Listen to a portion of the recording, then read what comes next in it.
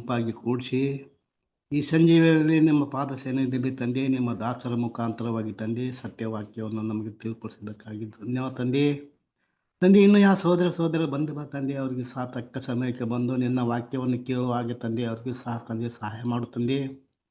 ತಂದೆ ನಿನ್ನ ವಾಕ್ಯವನ್ನು ತಿಳಿಸುವಂಥ ಸಹೋದರಿಗೋಸ್ಕರ ಅವರ ಕುಟುಂಬಗೋಸ್ಕರ ಸಹ ಬೇಡ್ಕೊಂಡು ತಂದೆ. ತಂದೆ ಇದುವರೆಗೆ ನಿಮ್ಮ ಮಹಾಕೃಪೆಯಿಂದ ಅವರಿಗೆ ಬೇಕಾದ ಜ್ಞಾನ ಆರೋಗ್ಯ ಕೊಟ್ಟು ನಡೆಸಿದ ಹಾಗೆ ಮುಂದೆ ಸಹ ತಂದೆ ನಿಮ್ಮ ಚಿಂತೆಯಿಂದ ನಡೆಯಲಿಕ್ಕೆ ಸಹಾಯ ಮಾಡು. ನಿಮ್ಮ ಪವಿತ್ರ ಆತ್ಮನ ಸಹಾಯದಿಂದ ನಮ್ಮೆಲ್ಲರಿಗೆ ನಿನ್ನ ವಾಕ್ಯವನ್ನು ತಿಳಿಸುವ ಹಾಗೆ ಸಹಾಯ ಮಾಡಪ್ಪ ತಂದೆ.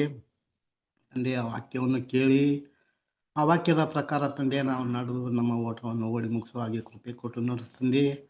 ಆದಿಯಿಂದ ಅಂತ್ಯದವರೆಗೂ ಈ ಕೂಟದಲ್ಲಿ ನಿಮ್ಮ ಪ್ರಸನ್ನತೆ ಇದ್ದು ಈ ಕೂಟವನ್ನು ಸಹ ತಂದೆ ನಡೆಸಿಕೊಡು. ಇದುವರೆಗೆ ನನ್ನ ಪ್ರಾರ್ಥನಾ ಕೇಳಿದ್ದಕ್ಕಾಗಿಯೂ ಸಹ ಧನ್ಯವಾದ. ಈ ಚಿಕ್ಕ ಪ್ರಾರ್ಥನಾ ನಮ್ಮೆಲ್ಲರ ರಕ್ಷಕನಾದ ಯೇಸು ಕ್ರಿಸ್ತ ನಾಮದಲ್ಲಿ ಬಿಡುತ್ತೇನೆ ನಮ್ಮ ಜೀವನ ಪರಲೋಕ ತಂದೆ, ಆಮೇನ್. ಆಮೇನ್. Thank you. ಕ್ರಿಸ್ತನಲ್ಲಿ ಪ್ರೀತಿಯ ಸಹೋದರ ಸಹೋದರಿಯರೇ, ಇವೆಲ್ಲರಿಗೂ ತಂದೆಯಾದ ದೇವರಿಂದಲೂ ಕರ್ತನಾದ ಯೇಸು ಕ್ರಿಸ್ತನ ಮೂಲಕ ಕೃಪೆಯು ಶಾಂತಿಯು ಉಂಟಾಗಲಿ. ಪ್ರೀತಿಯ ಸಹೋದರ ಸಹೋದರಿಯರೇ, ದೇವರ ಮಹಾಕೃಪೆಯಿಂದ ದೇವರು ನಮ್ಮನ್ನ ಜೀವಿತರ ಸಂಖ್ಯೆಯಲ್ಲಿ ಎನಿಸಿ ಆತನ ಸತ್ಯವಾಕ್ಯಗಳನ್ನು ಆತನ ಯೋಜನೆಗಳನ್ನು ತಿಳ್ಕೊಳ್ಳುವಂತ ಒಂದು ಅವಕಾಶವನ್ನ ಕೊಟ್ಟಿದ್ದಾರೆ. ಹಾಗಾಗಿ ಈ ದಿನ ಕೂಡ ನಾವು ನೋಡೋ ಪ್ರಕಾರವಾಗಿ ನಮ್ಮ ಒಂದು ಪಾಠ ಏನಿದೆ, ಯಾವ ಒಂದು ವಿಷಯ ನೋಡ್ತಾ ಇದೀವಿ ಅಂದ್ರೆ ನಮ್ಮ 3ನೇ ಸಂಪುಟ ಅಲ್ವಾ. 3ನೇ ಸಂಪುಟದಲ್ಲಿ ಯಾವ ವಿಷಯವನ್ನು ನೋಡ್ತಾ ಇದ್ವಿ, ಎಷ್ಟನೇ ಭಾಗವನ್ನು ನೋಡ್ತಾ ಇದ್ವಿ?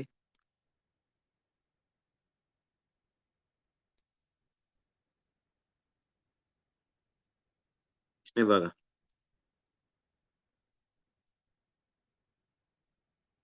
ವಾಯ್ಸ್ ಕೇಳಿಸ್ತಾ ಇದೆಯಾ?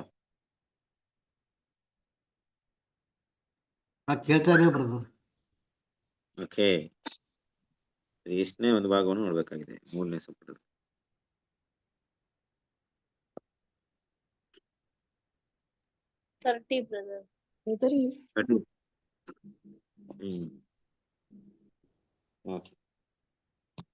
ಗುಡ್.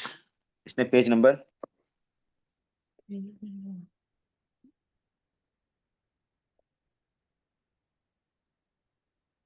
ಪೇಜ್ ನಂಬರ್ ಎಲ್ಲತ್ರ ವ್ಯಾಲ್ಯೂಸ್ ಇದೆ ಅನ್ಕೊಳ್ತಿದ್ದೀನಿ.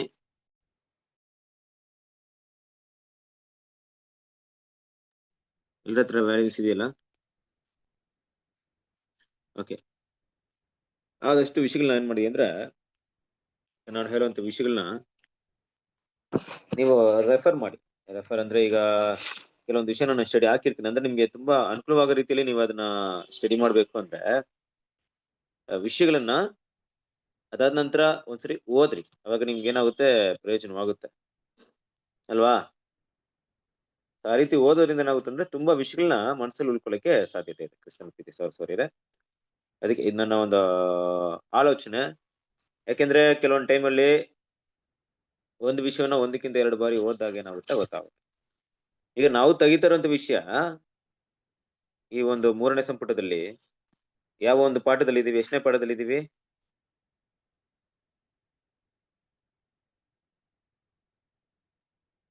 ಎಷ್ಟನೇ ಪಾಠದಲ್ಲಿ ಇದೀವಿ?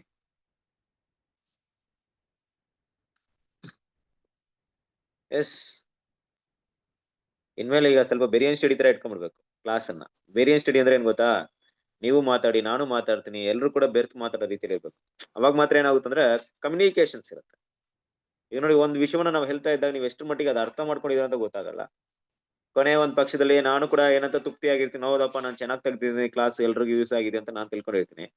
ಎಲ್ಲೋ ಒಂದ್ ಕಡೆ ನಿಮ್ಗೆ ಏನಾಗಿರಲ್ಲ, ಆ ವಿಷಯ ಸಂಪೂರ್ಣವಾಗಿ ಅರ್ಥ ಆಗಿರಲ್ಲ. ಹಾಗಾಗಿ ಏನಾಗುತ್ತೆ, ಅದರಿಂದ ಯಾವುದೇ ಪ್ರಯೋಜನ ನಿಮ್ಗೆ ಆಗಲ್ಲ. ಸೊ ಅದರಿಂದ ನಾನು ಏನ್ ಹೇಳ್ತಾ ಇದ್ದೀನಿ ಅಂದ್ರೆ, ನಾನು ಮೊದಲೇ ಹೇಳಿದೆ ನಿಮ್ಗೆ, ಒಂದು ಕ್ಲಾಸ್ಗೆ ಒಂದು ನೋಟ್ಸ್ ಇಲ್ಲವ ಒಂದು ದೊಡ್ಡ ಬುಕ್ ತಗೊಂಡು ಅದ್ರಲ್ಲಿ ಭಾಗ ಮಾಡ್ಕೊಂಡು ಈ ಕ್ಲಾಸ್ಗೆ ಈ ಪಾಠ ಅಂತ ತಗೊಳ್ಳಿ. ಈಗ ಏನಪ್ಪಾ ಅಂದ್ರೆ ತುಂಬಾ ಜನರಿಗೆ ಯೂಟ್ಯೂಬ್ ಇರುತ್ತೆ, ಮತ್ತೆ ವಿಡಿಯೋಸ್ ಆಡಿಯೋಸ್ ಇರುತ್ತೆ, ಕೇಳ್ಕೊಂಡ್ಬಿಡೋಣ ಅಂತ ನಾವು ಅನ್ಕೊಂಡಿರ್ತೀವಿ. ಬಟ್ ನಾವು ಬರ್ಕೊಳ್ಳೋದು ಎಲ್ಲಾ ಉದ್ದೇಶ ಏನ್ ಗೊತ್ತಾ? ಕ್ರಿಸ್ತನ ಪ್ರೀತಿ ಸಹೋದರರೇ, ನಮ್ಮ ಮೈಂಡ್ಗೆ ಕೊನೆ ಪಕ್ಷ ಅದು ತಲುಪಬೇಕು. ಕರೆಕ್ಟ್ ಅಲ್ವಾ? ನಮ್ಮ ಮೈಂಡ್ಗೆ ತಲುಪೋದ್ರಿಂದ ಮಾತ್ರ ಅದರ ಒಂದು ಪ್ರಯೋಜನ ಆಗುತ್ತೆ. ಎಲ್ಲಿವರೆಗೂ ಅದು ನಮ್ಮ ಮೈಂಡ್ ಅಲ್ಲಿ ತಲುಪಲ್ವೋ, ಇಲ್ಲ ಅದ್ ಬರೀ ಪುಸ್ತಕದಲ್ಲಿ ಇರುತ್ತೋ, ಆ ಪುಸ್ತಕದಲ್ಲಿ ಇರೋದ್ ಮೂಲಕ ಏನಾಗಲ್ಲ ಖಂಡಿತವಾಗ್ಲು ಅದರಿಂದ ನಮ್ಗೆ ಯಾವುದೇ ರೀತಿ ಬೆನಿಫಿಟ್ ಆಗಲ್ಲ. ಎಲ್ಲ ಒಂದು ಉದ್ದೇಶ ಏನಪ್ಪಾ ಅಂದ್ರೆ ಅದ್ ನಮ್ಮ ಮೈಂಡ್ಗೆ ಏನಾಗ್ಬೇಕು, ಹೋಗ್ಬೇಕು. ಕರೆಕ್ಟ್ ಅಲ್ವಾ? ಕರೆಕ್ಟ್ ಅಲ್ವಾ? ನೋಡ್ರಿ, ಇಲ್ಲಿ ಒಂದು ಎಜುಕೇಶನ್ ದೇವ್ರು ಕೊಡ್ತಾ ಇದಾರೆ. ಸ್ವಲ್ಪ ಸೌರ್ಯರೆ, ಒಂದು ಶಾಲೆ ಅಂತ ನೀವು ತಗೊಂಡಾಗ ಅಲ್ಲಿ ಕೂಡ ಚೆನ್ನಾಗ್ ಓದೋ ಮಕ್ಳು ಇರ್ತಾರೆ, ಫಸ್ಟ್ ಕ್ಲಾಸ್ ರ್ಯಾಂಕ್ ಸ್ಟೂಡೆಂಟ್ ಇರ್ತಾರೆ.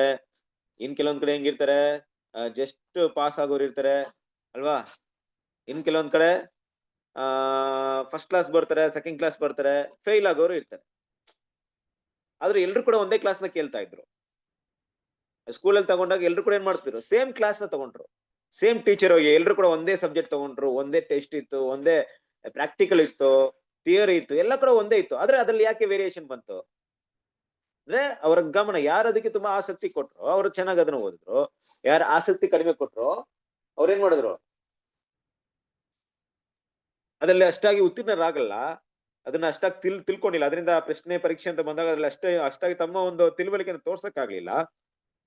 ಹಾಗೆ ಕ್ರಿಸ್ತನಲ್ಲಿ ಪ್ರೀತಿಯ ಸೌರ ಇದೆ, ಇಲ್ಲಿ ಕೂಡ ದೇವರು ಅನ್ನುವಂತ ಒಬ್ಬ ಪ್ರಿನ್ಸಿಪಲ್ ಏನ್ ಮಾಡ್ತಿದ್ರೆ, ನಮ್ಮ ಭೂಮಿಯ ಒಂದು ಶಾಲೆಯಲ್ಲಿ ನಮ್ಗೆ ಕೂಡ ಯಾರೋ ಒಬ್ಬರನ್ನ ನಮ್ ತರ ಕೆಲವ್ರನ್ನ ಇಟ್ಟು ಏನ್ ಮಾಡ್ತಾ ಇದಾರೆ, ನಾವೆಲ್ಲ ಉಪಾಧ್ಯಾಯರಲ್ಲ, ಬದಲಾಗಿ ನಾವು ಕೂಡ ವಿದ್ಯಾರ್ಥಿಗಳೇ. ನಮ್ಮ ಮೂಲಕ ನಮ್ಗೆ ಏನ್ ಮಾಡ್ತಾರೆ, ಪಾಠಗಳನ್ನ ತಿಳಿಸ್ಕೊಡ್ತಾ ಇರ್ತಾರೆ. ಕೊನೆ ಪಕ್ಷದಲ್ಲಿ ನಾವು ತಿಳಿದಿರುವಂತ ವಿಷಯವನ್ನ ನಮ್ಮ ಆಲೋಚನೆಯಲ್ಲಾಗ್ಲಿ, ನಮ್ಮ ನಂಬಿಕೆಯಲ್ಲಾಗ್ಲಿ, ನಮ್ಮ ಜೀವನದಲ್ಲಿ ಉಪಯೋಗ ಮಾಡುವಂತ ಗುಣಗಳಲ್ಲಾಗ್ಲಿ ನಾವೇನ್ ಮಾಡ್ಬೇಕಾಗುತ್ತೆ, ತೋರ್ಸ್ಬೇಕಾಗುತ್ತೆ. ದೇವರ ರಾಜ್ಯಕ್ಕೆ ಸಂಬಂಧಪಟ್ಟಂತ ಈ ವಿಷಯ ಯಾವ ರೀತಿ ಇರುತ್ತೆ ಅಂದ್ರೆ, ಈ ಲೋಕದಲ್ಲಿ ಬರೀ ನಡೀತಿರುವಂತ ಅನೇಕ ಕಷ್ಟಗಳನ್ನ ನೀವೇನೋ ತಗೊಂಡ್ರೆ, ದೇವ್ರ ಮಕ್ಳು ಯಾವಾಗ ದೇವರ ರಾಜ್ಯದ ಸತ್ಯನ ಸಂಪೂರ್ಣವಾಗಿ ಅರ್ಥ ಮಾಡ್ಕೊಂಡಿರ್ತಿರೋ, ನಿಮ್ಮ ಈ ಲೋಕದ ಕಷ್ಟಗಳು ದೊಡ್ಡದಾಗಿ ಅನ್ಸಲ್ಲ. ಯಾಕೆ ಅಂದ್ರೆ ನಿಮ್ಗೆ ಗೊತ್ತು, ಕೆಲವು ಕಾಲದವರೆಗೂ ಮಾತ್ರ ಅದಿರುತ್ತೆ, ನಂತರ ಅದೇನಾಗುತ್ತೆ, ಅಂತ್ಯಕ್ಕೆ ಬರುತ್ತೆ. ಹಾಗಾಗಿ ಆ ಒಂದು ನಂಬಿಕೆ ಎಲ್ಲ ಯಾವಾಗ ಬರುತ್ತೆ ಅಂದ್ರೆ, ಎಷ್ಟು ಮಟ್ಟಿಗೆ ಸತ್ಯಗಳನ್ನ ನಾವು ಚೆನ್ನಾಗಿ ಅರ್ಥ ಮಾಡ್ಕೊಳ್ತೀವಿ. ನೋಡಿ, ಈಗ ಕೊನೆ ಪಕ್ಷ ನಾವು ಲಾಸ್ಟ್ ಟೈಮ್ ತಗೊಳ್ಬೇಕಾದ್ರೆ ಕೆಲವೊಂದು ಸಬ್ಜೆಕ್ಟ್ ನ ತಗೊಂಡ್ ಬಂದಿದ್ವಿ ಅಲ್ವಾ? ಸೊ ಏನಪ್ಪಾ ಅಂದ್ರೆ, ಈ ರಿಫಾರ್ಮೇಶನ್, ಸುಧಾರಣೆ ಚಳವಳಿ ಬಗ್ಗೆ ಏನ್ ಮಾಡಿದ್ವಿ, ತುಂಬಾ ವಿಷಯವನ್ನ ನಾವು ಮಾತಾಡ್ಕೊಂಡ್ ಬಂದ್ವಿ. ಅಲ್ಲಿ ಯಾವ ರೀತಿ ಒಂದು ಅಂಧಕಾರದ ಯುಗದಲ್ಲಿ, ಕತ್ತಲೆ ಯುಗದಲ್ಲಿ ಇದ್ದಂತ ತಪ್ಪಾದ ಬೋಧನೆಗಳೇನು, ತಪ್ಪಾದ ಒಂದು ಉಪದೇಶಗಳೇನು, ಜನರು ಅದಕ್ಕೆ ಆಚಾರ ವಿಚಾರಗಳಿಗೆ ಬಂಧನದಲ್ಲಿದ್ರು, ಅದರಿಂದ ಬಿಡುಗಡೆ ಆಗೋದಕ್ಕೆ ಸಾಧ್ಯತೆ ಇಲ್ಲದೆ ಇದ್ರು ಅನ್ನೋ ವಿಷಯವನ್ನ ನೋಡಿದ್ವಿ. ಪವಿತ್ರಾಲಯದ ಶುದ್ಧೀಕರಣ ತಗೊಂಡಾಗ ಏನಾಯ್ತು ಅಂದ್ರೆ, ಎಲ್ಲದರಿಂದ ದೇವ್ರು ಬಿಡುಗಡೆ ಮಾಡುವಂತ ಒಂದು ಅವಕಾಶವನ್ನ ದೇವ್ರ ಮಕ್ಕಳಿಗೆ ಕೊಟ್ರು ಅನ್ನೋ ವಿಷಯವನ್ನ ನೋಡ್ತೀವಿ. ಆ ಒಂದು ಶುದ್ಧೀಕರಣದ ಸಮಯದಲ್ಲಿ ನಾವಿದ್ದೀವಿ ಅನ್ನೋದು ಮುಖ್ಯವಾದಂತ ವಿಷಯ. ಶುದ್ಧೀಕರಣದ ಸಮಯದಲ್ಲಿ ನಾವಿದ್ದೀವಿ, ಹಿಂದೂ ಇಲ್ಲ ಅಂದ್ರೆ ಶುದ್ಧೀಕರಣದ ಒಂದು ಆರಂಭ ಭಾಗದಲ್ಲೂ ಇಲ್ಲ, ಬದಲಾಗಿ ಶುದ್ಧೀಕರಣ ಆಗದಿರುವಂತ ಕತ್ತಲೆ ಯುಗದಲ್ಲೂ ಇಲ್ಲ, ಅದು ಶುದ್ಧೀಕರಣದ ಮುಕ್ತವಾಗಿ ಮುಂದುವರಿತಿರುವಂತ ಸಮಯದಲ್ಲಿ ನಾವೆಲ್ಲರೂ ಇದ್ದೀವಿ. ಹಾಗಾಗಿ ಆ ಶುದ್ಧೀಕರಣಕ್ಕೆ ಸಂಬಂಧಪಟ್ಟಂತ ಸತ್ಯ ಎಲ್ಲ ಕಡೆ ಇದೆ ಅಂತ ಹೇಳ್ಬೇಕಾದ್ರೆ, ನನ್ನ ಮನಸ್ಸಿನಲ್ಲಿ ಅದಿದ್ಯಾ, ನನ್ನ ಹೃದಯದಲ್ಲಿ ಇದೆಯಾ, ನಾನು ಅದನ್ನ ಸರಿಯಾಗಿ ಅರ್ಥ ಮಾಡ್ಕೊಂಡಿದ್ದೀನ? ಹೌದು, ಶುದ್ಧೀಕರಣ ಕೆಲಸ ನಡೀತಾ ಇದ್ರು ಕೂಡ ಬಾಬಿಲೋನ್ ಹಾಗೆ ಇದೆ ತಾನೆ. ಬಾಬಿಲೋನ್ ಅವ್ರು ಹೆಂಗ್ ನಂಬ್ತಾರೆ ಅಂದೇ ನಂಬ್ತಾ ಇದಾರೆ, ನರಕ ಈಗ್ಲೂ ನಂಬ್ತಾ ಇದಾರೆ. ಇಷ್ಟೊಂದು ಸತ್ಯ ಗೊತ್ತಿದ್ರು ಕೂಡ, ಇಷ್ಟೊಂದು ಸತ್ಯ ನಮಗ್ ಬೆಲ್ಕಿದ್ರು ಕೂಡ, ಈ ಬಾಬಿಲೋನ್ ನರಕ ಅನ್ನೋದಿಲ್ವಾ? ಅಲ್ಲೂ ಕೂಡ ಏನಾಗಿದ್ದಾರೆ ಅಂದ್ರೆ, ಅದೇ ನರಕವನ್ನ ಅಲ್ಲಿ ಹಾಕಿದ್ದಾರೆ ಅಲ್ವಾ? ನರಕದ ಟಾಪಿಕ್ ಅಲ್ಲೂ ಕೂಡ ಇದೆ. ಮತ್ತೆ ಅದೇ ಒಂದು ಏನಂತೀವಿ, ಆತ್ಮ ಸಬ್ಜೆಕ್ಟ್ ಅಲ್ಲೇ ಇದೆ. ಹಿಂಗೆ ಹೋಗ್ತಾ ಇದೆ, ಎಲ್ಲ ಕಡೆ ಹೋಗ್ತಾ ಇದೆ, ಏನು ಬದಲಾವಣೆ ಎಲ್ಲ ಆಗ್ಲಿಲ್ಲ. ಯಾಕಾಗ್ಲಿಲ್ಲ? ಸಿಂಪಲ್ ಇಷ್ಟೇ, ಯಾವಾಗ ಅವರ ಮನಸ್ಸಿನಲ್ಲಿ ದೇವರ ಸತ್ಯಕ್ಕೆ ಪ್ರಾಮುಖ್ಯತೆ ಕೊಟ್ಟಿರಲ್ವೋ, ಹಾಗಾಗಿ ಆ ಡೋರ್ ಅಲ್ಲಿಗೆ ಕ್ಲೋಸ್ ಆಗಿರುತ್ತೆ. ಸತ್ಯ ಅವರ ಬಾಗಿಲನ್ನ ತಟ್ಟಿದಾಗ ಅದು ಲಾಕ್ ಆಗಿರುತ್ತೆ, ಅದನ್ನ ಯಾವಾಗ್ಲೂ ತೆಗಿಯಲ್ಲ ನಿಮ್ಗೆ ಅಂತ ಅವರು ಆ ರೀತಿಯಾಗಿದ್ದಾರೆ. ಬಟ್ ನಿಮಗೂ ನಮಗೂ ಎಲ್ಲೋ ಒಂದ್ ಕಡೆ ಆ ಬಾಗಿಲು ತಟ್ಟಿತು ಕ್ರಿಸ್ತನಲ್ಲಿ ಪ್ರೀತಿಯ ಸೌರ್ಯರೇ. ತಡೆದಾಗ ನಾವೇನ್ ಮಾಡಿದ್ವಿ, ಅದನ್ನ ತೆಗೆದುಕೊಟ್ಟಿದ್ರಿಂದ ಆ ಶುದ್ಧೀಕರಣದ ವಿಷಯಗಳು ನಮ್ಗೆ ಅರ್ಥವಾಯ್ತು, ದೇವರು ಸಭೆಯಲ್ಲಿ ಮಾಡ್ತಿರುವಂತ ಬದಲಾವಣೆ ಅರ್ಥವಾಯ್ತು, ದೇವರು ಈ ಕಾಲದಲ್ಲಿ ಕೊಟ್ಟಿರುವಂತ ಸತ್ಯಗಳು ನಮ್ಗೆ ಅರ್ಥವಾಯ್ತು. ಅದು ಮಾತ್ರವಲ್ಲ, ನಮ್ಮನ್ನ ನಾವು ಶುದ್ಧೀಕರಣ ಮಾಡೋದು ಕೂಡ ತುಂಬಾ ಮುಖ್ಯ ಅನ್ನೋ ವಿಷಯ ಕೂಡ ನಮ್ಗೆ ಅರ್ಥವಾಯ್ತು. ಕರೆಕ್ಟ್ ಅಲ್ವಾ? ಆಗಿರೋದ್ರಿಂದ ದೇವ್ರ ಮಕ್ಕಳು, ವಿಷಯಗಳನ್ನ ನೀವು ಅರ್ಥ ಮಾಡ್ಕೊಳ್ಳೋದು ತುಂಬಾ ಮುಖ್ಯವಾಗಿರುತ್ತೆ. ಅರ್ಥ ಮಾಡ್ಕೊಳ್ಳಕ್ಕೆ ಪ್ರಯಾಸ ಪಡಿ. ನೋಡ್ರಿ, ನಾವು ಕೆಲಸದಲ್ಲಿ ಇರಬಹುದು, ಇಲ್ಲವೇ ನಾವು ವಿದ್ಯಾಭ್ಯಾಸ ನಮ್ಗೆ ಅರಿವು ತಿಳುವಳಿಕೆ ಇಲ್ಲದೆ ಇರ್ಬೋದು ಅಲ್ವಾ, ಇಲ್ಲವೇ ನಮಗೆ ನಾನಾ ರೀತಿಯಾದಂತ ಒಂದು ಜವಾಬ್ದಾರಿಗಳಿರ್ಬೋದು. ಇರ್ಲಿ ಕ್ರಿಸ್ತನಲ್ಲಿ ಪ್ರೀತಿಯ ಸರಸ್ವರಿ, ಒಂದು ಕ್ಷಣ ಯೋಚನೆ ಮಾಡ್ರಿ, ಈ ಎಲ್ಲ ವಿಷಯ ನನ್ನನ್ನ ಪರಲೋಕಕ್ಕೆ ಕರ್ಕೊಂಡು ಹೋಗೋದ್ರಲ್ಲಿ ಮುಂದುವರಿಯಕ್ಕೆ ಪ್ರಯತ್ನ ಪಡ್ತಿದ್ಯಾ, ಇಲ್ಲ ಅಡ್ಡಿ ಮಾಡ್ತಾ ಇದೆಯಾ ಅಂತ. ಒಂದ್ ವೇಳೆ ನಾನು ಜವಾಬ್ದಾರಿಯಲ್ಲಿ ಫುಲ್ ಆಗಿ ನಾನು ಡಿಪೆಂಡ್ ಆಗಿರ್ತೀನಿ ಅಂತ ತಿಳ್ಕೊಳ್ಳಿ, ಫ್ಯಾಮಿಲಿ ಇರ್ಬೋದು, ನನ್ನ ಮಕ್ಕಳು, ಮನೆ, ಈ ರೀತಿಯಾದಂತ ವಿಷಯಗಳಿರ್ಬೋದು, ಇಲ್ಲ ಬೇರೆ ಕೆಲವೊಂದು ವಿಷಯಗಳಿರ್ಬೋದು, ನಮ್ದೇ ಆದಂತ ಕರ್ತವ್ಯಗಳಿರ್ಬೋದು. ಆ ಕರ್ತವ್ಯದಲ್ಲಿ ಸಂಪೂರ್ಣವಾಗಿ ಮಗ್ನನಾಗಿದ್ದಾಗ, ಇಲ್ಲವೇ ಆ ಕರ್ತವ್ಯದಲ್ಲಿ ಸಂಪೂರ್ಣವಾಗಿ ಅದಕ್ಕೆ ನಾನು ಪ್ರಾಮುಖ್ಯತೆ ಕೊಡುವನಾಗಿದ್ದಾಗ, ಎಲ್ಲೋ ಒಂದ್ ಕಡೆ ನನ್ನ ಪರಲೋಕದ ಕರೆಗೆ ಅವುಗಳೆಲ್ಲವೂ ಕೂಡ ಅಡ್ಡಿ ಮಾಡುವಂತದ್ದಾಗಿರುತ್ತೆ. ಹಾಗಿದ್ದಾಗ ಇರ್ಲಿ, ಹೌದು, ಕರ್ತವ್ಯ ಇಲ್ಲ ಅಂತಲ್ಲ, ಕರ್ತವ್ಯನ ನಾವು ನೆಗ್ಲಿಜೆನ್ಸಿ ಮಾಡ್ಬೇಕು ಮತ್ತೆ ಅದನ್ನ ತೆಗೆದಿಡ್ಬೇಕು ಅಂತಲ್ಲ, ಯಾವಾಗ್ಲೂ ಅದ್ ಮಾಡ್ಬಾರ್ದಂತಲ್ಲ. ಅದಕ್ಕೆ ಎಷ್ಟು ಪ್ರಾಮುಖ್ಯತೆ ಕೊಡ್ಬೇಕಾಗಿದೆ ಕೊಡ್ಬೇಕಷ್ಟೇ. ಆದ್ರೆ ಅದೇ ಜೀವನ ಆಗ್ಬಾರ್ದು. ಕೆಲಸಗಳು ನಮ್ಗೆ ಇದೆ, ಗೊತ್ತಿದೆ. ಕೆಲಸಗಳು ಕೂಡ ಒಂದು 8 ರಿಂದ 9 ಅವರ್ ಸಮಯ ಇದೆ. ಆದ್ರೆ ಜೀವನ ಪೂರ್ತಿ ಕೆಲಸಕ್ಕೆ ಪ್ರಾಮುಖ್ಯತೆ ಕೊಡೋದ್ರಾಗ್ಲಿ ನಮ್ಮಲ್ಲಿ ಇರಬಾರ್ದು. ಇದೆಲ್ಲ ಏನಾಗುತ್ತಂದ್ರೆ ಪರಲೋಕದ ವಿಷಯಗಳಿಗೆ ಅಡ್ಡಿ ಮಾಡುತ್ತೆ. ಯಾಕೆ ಈ ವಿಷಯ ಇಲ್ಲಿ ಮಾತಾಡ್ತಿದ್ರೆ, ನಿಮ್ಮ ಸೆಲ್ಫ್ ಸ್ಟಡಿ, ಪರ್ಸನಲ್ ಸ್ಟಡಿಗೆ ಸಮಯ ಕೊಟ್ರಿ. ಇಲ್ಲಿ ನಾವು ತಗೊಳ್ಳಂತ ಸಬ್ಜೆಕ್ಟ್ ನಿಮ್ಮ ಆತ್ಮಿಕ ವಿಷಯಗಳಲ್ಲಿ ತುಂಬಾ ಬೆಳವಣಿಗೆ ತರುತ್ತಾ ಇಲ್ವೋ ನನ್ಗೆ ಗೊತ್ತಿಲ್ಲ. ಆದ್ರೆ ಯಾರೊಬ್ಬರು ಪರ್ಸನಲ್ ಸ್ಟಡಿನ ಸರಿಯಾಗಿ ಮಾಡ್ತಾರೋ, ತುಂಬಾ ನಿಮ್ಮ ಮೈಂಡ್ ಅಲ್ಲಿ, ನಿಮ್ಮ ಮನಸ್ಸಿನಲ್ಲಿ, ನಿಮ್ಮ ಹೃದಯದಲ್ಲಿ ದೇವರ ವಾಕ್ಯದ ಒಂದು ಬೀಜ ತುಂಬಾ ಆಳವಾಗಿ ಬಿತ್ತಲ್ಪಡುತ್ತೆ. ಬದಲಾಗಿ ನಾವು ಮಾತಾಡುವಂತ ವಿಷಯಗಳು ಅಲ್ಪ ಸ್ವಲ್ಪವೇ ಪ್ರಯೋಜನವಾಗಿರುತ್ತೆ. ಆದ್ರೆ ನಿಮ್ಮ ಒಂದು ಪರ್ಸನ್, ನೀವು ದೇವರಿಗಂತ ಕೊಡುವಂತ ಒಂದು ಸಮಯ, ಸತ್ಯವನ್ನ ಸ್ಟಡಿ ಮಾಡ್ಬೇಕಂತ ಕೊಡುವಂತ ಸಮಯ ಅಲ್ವಾ? ನಿಮ್ಗೆ ಗೊತ್ತಿದೆ, ಲಾಸ್ಟ್ ಟೈಮ್ ಈ ಒಂದು ಟಾಪಿಕ್ ಎಲ್ಲ ಮಾತಾಡ್ತಿರ್ಬೇಕಾದ್ರೆ ತುಂಬಾ ಜನ ಬಂದ್ರು, ಮಾರ್ಟಿನ್ ಲೂಥರ್ ಇಂದ ಬಂದ್ರು. ಮಾರ್ಟಿನ್ ಲೂಥರ್ ಏನ್ ಮಾಡಿದ್ರು, ಕೆಲವೊಂದು ವಿಷಯಗಳನ್ನ ತಂದ್ರು, ರಿಫಾರ್ಮೇಶನ್ ತಂದ್ರು. ಆದ್ರೆ ಅವರೆಲ್ಲ ಏನ್ ಮಾಡಿದ್ರು, ಏನ್ ಮಾರ್ಟಿನ್ ಲೂಥರ್ ಹೇಳಿದ್ರು ಅಷ್ಟಕ್ಕೆ ಸೀಮಿತವಾಗಿದ್ರು. ಇನ್ನು ಕೂಡ ದೇವ್ರ ಏನ್ ಬೆಳಕು ಕೊಟ್ಟಿದ್ರ ಅಂತ ಸ್ಟಡಿ ಮಾಡಕ್ ಹೋಗ್ಲಿಲ್ಲ.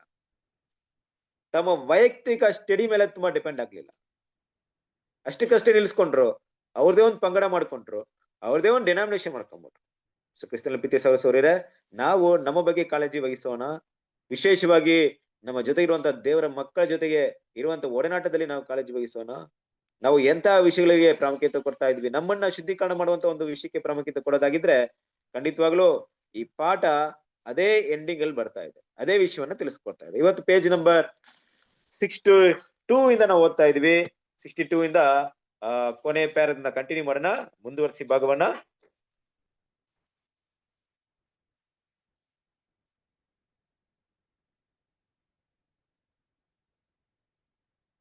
ಓದ್ತೀರಾ?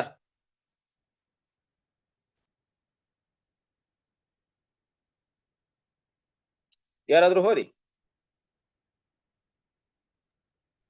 ಬ್ರದರ್ ಹಾ, ಓದ್ಲ ಬ್ರದರ್. ಓದಿ ರವಿ ಬ್ರದರ್, ಓದಿ.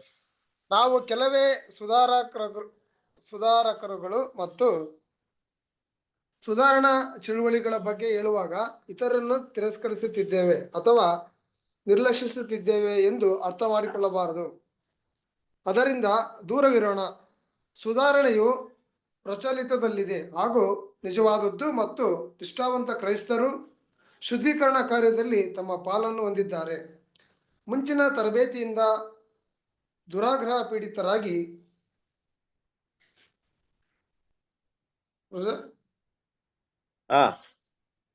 ಕಂಟಿನ್ಯೂ ಮಾಡಿ. ಓಕೆ, ಸರಿ, ಕಂಟಿನ್ಯೂ ಮಾಡಿ. ದುರಾಗ್ರಹ ಪೀಡಿತರಾಗಿ ಮತ್ತು ಗಟ್ಟಿಯಾದ ಮತ್ತು ಕೊಚ್ಚಿಕೊಳ್ಳುವ ತಪ್ಪಾದ ಹೇಳಿಕೆಗಳಿಗೆ ಬೆರಗಾಗಿ ಕೆಲವರು ಮಾತ್ರವೇ ಅದರಲ್ಲಿದ್ದ ಅಪಾರವಾದ ತಪ್ಪುಗಳನ್ನು ನೋಡಬಲ್ಲವರಾಗಿದ್ದರು. ಅಲ್ಲಿ ಮುಂದಕ್ಕೆ ಅದರ ಪರಿಣಾಮವಾಗಿ ಶುದ್ಧೀಕರಣದಲ್ಲಿ ಮುಂದುವರಿಯುವ ಅಗತ್ಯತೆಗಳನ್ನು ಕಾಣಬಹುದು. ಇವುಗಳು ನಮ್ಮ ವಿರೋಧಿಯಾದ ಸೈತಾನನ ಅನುಕೂಲತೆಯಾಗಿದ್ದು, ಆತನು ಭಕ್ತರನ್ನು ಬಂಧಿಸುವುದಕ್ಕೂ ಮತ್ತು ಶುದ್ಧೀಕರಣ ಕಾರ್ಯಕ್ಕೆ ಅಡ್ಡಿಪಡಿಸುವುದಕ್ಕೂ ತಡ ಮಾಡುವುದಿಲ್ಲ. Thank you. ಕ್ರಿಸ್ತನ ಪ್ರೀತಿ ಸಹೋದರ. ಹಾಗಾಗಿ ಇಲ್ಲಿ ಸಹೋದರ ಮಾತಾಡ್ಬೇಕಾದ್ರೆ ಈ ಸುಧಾರಕರು ಇಲ್ಲವೇ ಸುಧಾರಣಾ ಚಳಿವಳಿಗಾರರು ಅಂತ ತಗೊಂಡಾಗ, ಇಲ್ಲಿ ಕನ್ನಡದಲ್ಲಿ ಬಳಸಿರುವಂತಹ ಪದಗಳ ಅರ್ಥಗಳನ್ನ ನಾವು ಸರಿಯಾಗಿ ಅರ್ಥ ಮಾಡ್ಕೊಬೇಕು. ನೋಡಿ, ಸುಧಾರಕರು ಅಂದಾಗ, ಸುಧಾರಣಾ ಚಳುವಳಿಗಾರರು ಅಂತ ಹೇಳಿದಾಗ ಇಲ್ಲಿ ಯಾವುದೇ ವಿಷಯ ತನ್ನಿಂದ ತಾನೇ ಬದಲಾವಣೆ ಆಗ್ಲಿಲ್ಲ. ಕೆಲವೊಂದನ್ನ ಏನ್ ಮಾಡಿದ್ರೆ, ಸರಿಪಡಿಸುವಂತ ಕೆಲಸಕ್ಕೆ ಕೆಲವರು ಕೈ ಹಾಕಿದ್ದಾರೆ. ಸರಿಪಡಿಸುವಂತ ಕೆಲಸ ಅಂದ್ರೆ ಏನಪ್ಪಾ ಅಂದ್ರೆ, ಸತ್ಯದ ರೀತಿಯಲ್ಲಿ ದೇವರ ಮಕ್ಕಳ ಮಧ್ಯದಲ್ಲಿ ಇರುವಂತಹ ತಪ್ಪುಗಳನ್ನ ಕಂಡಿಡಿದು ಅದನ್ನ ಹಾಗೆ ಬಿಡದೆ ಅದನ್ನ ತೆಗೆದು ಕಿತ್ತು ಬಿಸಾಟಿ ಒಳ್ಳೆ ವಿಷಯಗಳನ್ನ ಅದು ನಾಟುವಂತೆ, ಅದನ್ನ ನೆಡುವಂತ ಕೆಲಸಗಳನ್ನ ಕೆಲವೊಂದು ಮಾಡಿದ್ದಾರೆ. ಇದು ಬೇಸ್ ಆಫ್ ರಿಫಾರ್ಮೇಶನ್. ಸುಧಾರಣಾ ಒಂದು ವಿಷಯ ಅಂತ ತಗೊಂಡಾಗ ಇದರ ಒಂದು ಅಡಿಪಾಯ ಏನಪ್ಪಾ ಅಂದ್ರೆ ಇದೇ ಆಗಿರುತ್ತೆ. ತಪ್ಪಾದ ವಿಷಯಗಳನ್ನ ತೆಗೆದಾಕಿ ಒಳ್ಳೆ ವಿಷಯಗಳನ್ನ ಬಿತ್ತೋದು, ಮತ್ತೆ ಅದು ಬೇರೂರುವಂತೆ ಕೆಲಸ ಮಾಡ್ತಾರೆ. ಹಾಗಾಗಿ ಈ ರೀತಿ ಸುಧಾರಣಕರರು ತುಂಬಾ ಜನರು ಇದ್ದಾರೆ. ಬಟ್ ಹಾಗಂತ ನೋಡಿದ್ರೆ ಇವರೆಲ್ಲರೂ ಕೂಡ ಕಾಲಾಂತರದಲ್ಲಿ ಏನಾದ್ರು ಅಂತ ನೋಡಿದಾಗ ಸತ್ಯಕ್ಕೆ ಸಂಪೂರ್ಣವಾದಂತ ವಿಷಯಕ್ಕೆ ಪ್ರಾಮುಖ್ಯತೆ ಕೊಟ್ರ, ಇಲ್ಲ ಇನ್ನೂ ತಮ್ಮ ಸತ್ಯದ ವಿಷಯಗಳನ್ನ ತಗೊಂಡಾಗ ಕ್ರೈಸ್ತರ ಮಧ್ಯದಲ್ಲಿರುವಂತ ತಪ್ಪಾದ ಬೋಧೆಗಳನ್ನ ತೆಗೆದಾಕಿ ಕಿತ್ತು ಬಿಸಾಡುವಂತ ಕೆಲಸಕ್ಕೆ ಕೈ ಹಾಕಿದ್ರ ಅಂತ ನೋಡಿದ್ರೆ ಕೈ ಹಾಕ್ಲಿಲ್ಲ. ಬದಲಾಗಿ ಏನ್ ಮಾಡಿದ್ರು, ಅವರು ಕೂಡ ಸ್ವಾರ್ಥ ಚಿಂತಕರಾಗಿ, ಹೇಗೆ ಈಗ ಪೋಪಸಿ ಸಿಸ್ಟಮ್ ಇತ್ತೋ ಅದೇ ರೀತಿಯಾಗಿ ಇಲ್ಲೂ ಕೂಡ ಅಧಿಕಾರದ ಆಸೆಗೆ ಒಳಪಟ್ಟವರಾಗಿ, ಹಣದ ಆಸೆಗೆ ಒಳಪಟ್ಟವರಾಗಿ, ತಮ್ಮದೇ ಆದಂತ ಒಂದು ಸಮುದಾಯವನ್ನ ಡೆವಲಪ್ ಮಾಡೋದ್ರಲ್ಲಿ, ತಮ್ಮದೇ ಆದಂತ ಹೆಸರನ್ನ ಗಳಿಸೋದ್ರಲ್ಲಿ ತುಂಬಾ ಪ್ರಾಮುಖ್ಯತೆ ಗಳಿಸಿದ್ರು. ಇದಕ್ಕೆ ತುಂಬಾ ಪ್ರಾಮುಖ್ಯತೆ ಕೊಟ್ರು ಕೂಡ. ದೇವರ ಮಕ್ಕಳು ನಾವು ಗಮನಿಸ್ಬೇಕಾದ್ರೆ ಇದನ್ನೆಲ್ಲ ನೋಡ್ಬೇಕಾದ್ರೆ ನಮಗೆ ಏನ್ ಅನ್ಸುತ್ತೆ ಅಂದ್ರೆ, ಹೌದು ನಾವು ಇವ್ರನ್ನೆಲ್ಲ ರಿಜೆಕ್ಟ್ ಮಾಡ್ಬಿಡ್ಬೇಕು, ಈ ಸುಧಾರಣಾ ಚಳವಳಿಗಾರರ ಇನ್ಫಾರ್ಮೇಶನ್ ಈಗಿನ ಕಾಲದಲ್ಲಿ ಸರಿನೇ ಇಲ್ಲ ಅನ್ನೋ ರೀತಿಯಲ್ಲಿ ಹೋಗಬೇಕಾಗಿಲ್ಲ, ಅವ್ರನ್ನ ಸಂಪೂರ್ಣವಾಗಿ ನೆಗ್ಲಿಜೆನ್ಸಿ ಮಾಡ್ಬೇಕಂತ ಉದ್ದೇಶ ನಮ್ಗೆ ಬೇಕಾಗಿಲ್ಲ. ಕ್ರಿಸ್ತನಲ್ಲಿ ಪ್ರೀತಿಯ ಸಹೋದರ ಸಹೋದರರೇ, ಇವತ್ತು ಕೂಡ ಕೆಲವೊಂದು ಸುಧಾರಣೆಗಳು ನಡೀತಾ ಇದೆ ಅನ್ನೋದನ್ನ ಗಮನಿಸಬೇಕಾಗಿದೆ. ಆ ಮಾರ್ಟಿನ್ ಲೂಥರ್ ಕಾಲದಲ್ಲಿ ನಡೆದಂತ ಪ್ರಾಬಲ್ಯತೆ ರೀತಿಯಲ್ಲಿ ನಡೆದೇ ಇರಬಹುದು. ಮಾರ್ಟಿನ್ ಲೂಥರ್ನ ಇಡೀ ಪ್ರಪಂಚ, ಇಡೀ ಕ್ರೈಸ್ತ ಸಮುದಾಯ ಗುರುತಿಸಿದ ರೀತಿಯಲ್ಲಿ ಆ ವ್ಯಕ್ತಿನ ಗುರುತಿಸದೇ ಇರುವಂತ ವಿಷಯಗಳು ನೋಡಬಹುದು. ಆದ್ರೆ ಕ್ರಿಸ್ತನಲ್ಲಿ ಪ್ರೀತಿಯ ಸಹೋದರ ಸಹೋದರರೇ, ನಾವು ಮನಸ್ಸಲ್ಲಿ ಇಡ್ಬೇಕಾದಂತ ವಿಷಯ ಏನಪ್ಪಾ ಅಂದ್ರೆ, ಈಗಿನ ಕಾಲದಲ್ಲಿ ದೇವರ ಮಕ್ಕಳು, ಈಗಿನ ಕಾಲದಲ್ಲಿ ಕೂಡ ಏನಾಗಿದೆ, ತುಂಬಾ ರಿಫಾರ್ಮೇಶನ್, ಸುಧಾರಣೆ ಅಂದ್ರೆ ತಪ್ಪಾದ ವಿಷಯಗಳನ್ನ ತೆಗೆದಾಕಿ ಒಳ್ಳೆ ವಿಷಯಗಳನ್ನ ಸತ್ಯದ ದೃಷ್ಟಿಯಿಂದ ದೇವರ ಮಕ್ಕಳಿಗೆ ತಿಳಿಸುವಂತ ಕೆಲಸ ಇನ್ನೂ ಕೂಡ ಮುಂದುವರಿತಾ ಇದೆ ಅಲ್ವಾ. ಶುದ್ಧೀಕರಣದ ಒಂದು ಪಾಲನಾ ಕೆಲವೊಂದು ನಿಷ್ಠಾವಂತ ಕ್ರೈಸ್ತರು ಏನಾಗಿದ್ದಾರೆ, ಈಗಲೂ ಕೂಡ ಕೆಲಸವನ್ನ ಮಾಡ್ತಾ ಇದ್ದಾರೆ. ಆದ್ರೆ ಕೆಲವೊಂದು ರೀತಿಯಲ್ಲಿ ಹೇಗಿದೆ ಅಂದ್ರೆ, ಈ ಸುಧಾರಣಾ ಚಳವಳಿಯಲ್ಲಿ ಕೆಲವರು ಅದೇ ಒಂದು ಆತ್ಮವನ್ನು ಉಳ್ಕೊಂಡಿದ್ದಾರೆ. ಏನಪ್ಪಾ ಅಂದ್ರೆ ಅದೇ ಪೋಪಸಿ ಸ್ಪಿರಿಟ್. ಅಂದ್ರೆ ತಾವೇನೋ ಒಂದು ವಿಷಯವನ್ನ ತುಂಬಾ ಕಂಡಿದ್ದೀವಿ, ತಾವೇನೋ ಒಂದು ವಿಷಯಗಳನ್ನ ತುಂಬಾ ಗೊತ್ತಾಗಿದೆ ನಮ್ಗೆ. ಈ ನೋಡಿ, ಕೆಲವೊಂದು ಸಭೆಗಳಲ್ಲಿ ಕೂಡ ನೀವು ಹೋದಾಗ ಅವ್ರು ಮಾತಾಡುವಂತ ವಿಷಯಗಳು ಸುಳ್ಳಾಗಿದ್ರು ಕೂಡ ಅವ್ರು ಮಾತಾಡುವಂತ ಮಾತು ಅಧಿಕಾರವಾಗಿರುತ್ತೆ ಅಲ್ವಾ. ಕೆಲವರು ಹೀಗೆ ಮಾತಾಡ್ತಾರೆ, ಎಷ್ಟು ಬೋಲ್ಡ್ ಆಗಿ ಮಾತಾಡ್ತಾರೆ ಅಂದ್ರೆ, ನೋಡ್ರಿ ನಾನು ಹೇಳ್ತಾ ಇದ್ದೀನಿ, ನನ್ನ ಮಾತನ್ನ ನೀವು ಕೇಳ್ದೆ ಹೋದ್ರೆ ನೀವ್ ಯಾರು ಪರಲೋಕಕ್ಕೆ ಹೋಗಲ್ಲ ಅನ್ನೋದ್ ರೀತಿಯಲ್ಲಿ ಮಾತಾಡ್ತಾರೆ. ಯೇಸು ಕ್ರಿಸ್ತ ನಿಮ್ಮ ಪಾಪಗಳನ್ನ ಕ್ಷಮಿಸಲ್ಲ ಅನ್ನೋದ್ ರೀತಿಯಲ್ಲಿ ಮಾತಾಡ್ತಾರೆ. ಬಟ್ ಅಧಿಕಾರವಾಗಿ ಮಾತಾಡ್ತಾರೆ, ಬಟ್ ಮಾತಾಡ್ತಿರೋದೆಲ್ಲ ಸುಳ್ಳು, ಮಾತಾಡ್ತಿರೋದೆಲ್ಲ ಸತ್ಯಕ್ಕೆ ವಿರುದ್ಧವಾದದ್ದೇ ಅಲ್ವಾ.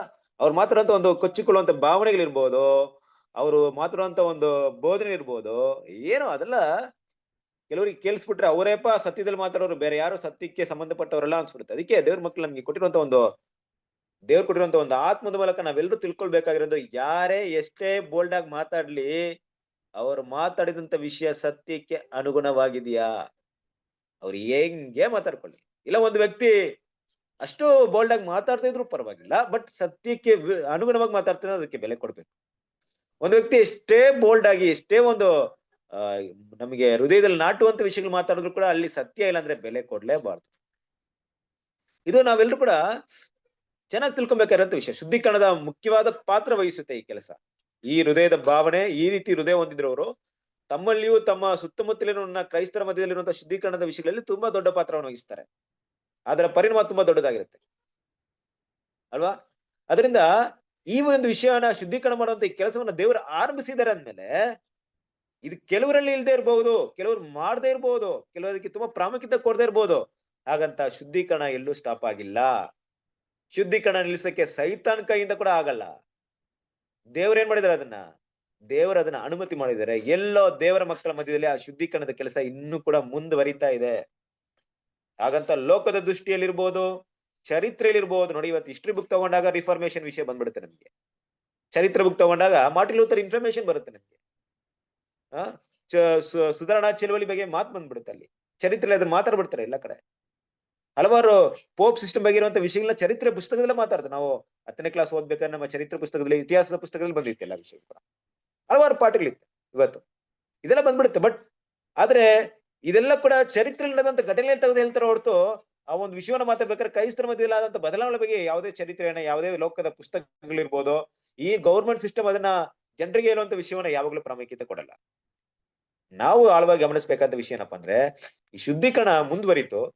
ಈಗ ಎಲ್ಲಿದೆ ಅದು, ಎಲ್ಲಾಗ್ತಿದೆ, ಎಲ್ಲಿ ಹೋಗ್ತಿದೆ ಅಂದ್ರೆ, ಈಗಲೂ ಕೂಡ ಶುದ್ಧೀಕರಣ ಮುಂದುವರಿತಾನೆ ಇದೆ. ಯಾರು ಕೂಡ ಅದನ್ನ ಅಡ್ಡಿ ಮಾಡ್ತಾ ಇಲ್ಲ, ಅದು ಬೆಳೀತಾ ಇದೆ. ದೇವರ ಮಕ್ಕಳ ಮಧ್ಯದಲ್ಲಿ ಶುದ್ಧೀಕರಣ ನಡೀತಾ ಇದೆ ಅನ್ನೋಂಥ ವಿಷಯವನ್ನ ನಾವು ನೋಡ್ಬಹುದು. ಮುಂದುವರ್ಸೋಣ.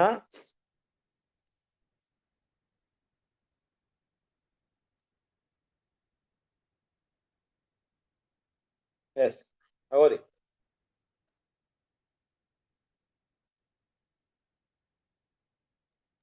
ಹಿಂದಿನ ಅಧ್ಯಾಯದಲ್ಲಿ ಓಕೆ,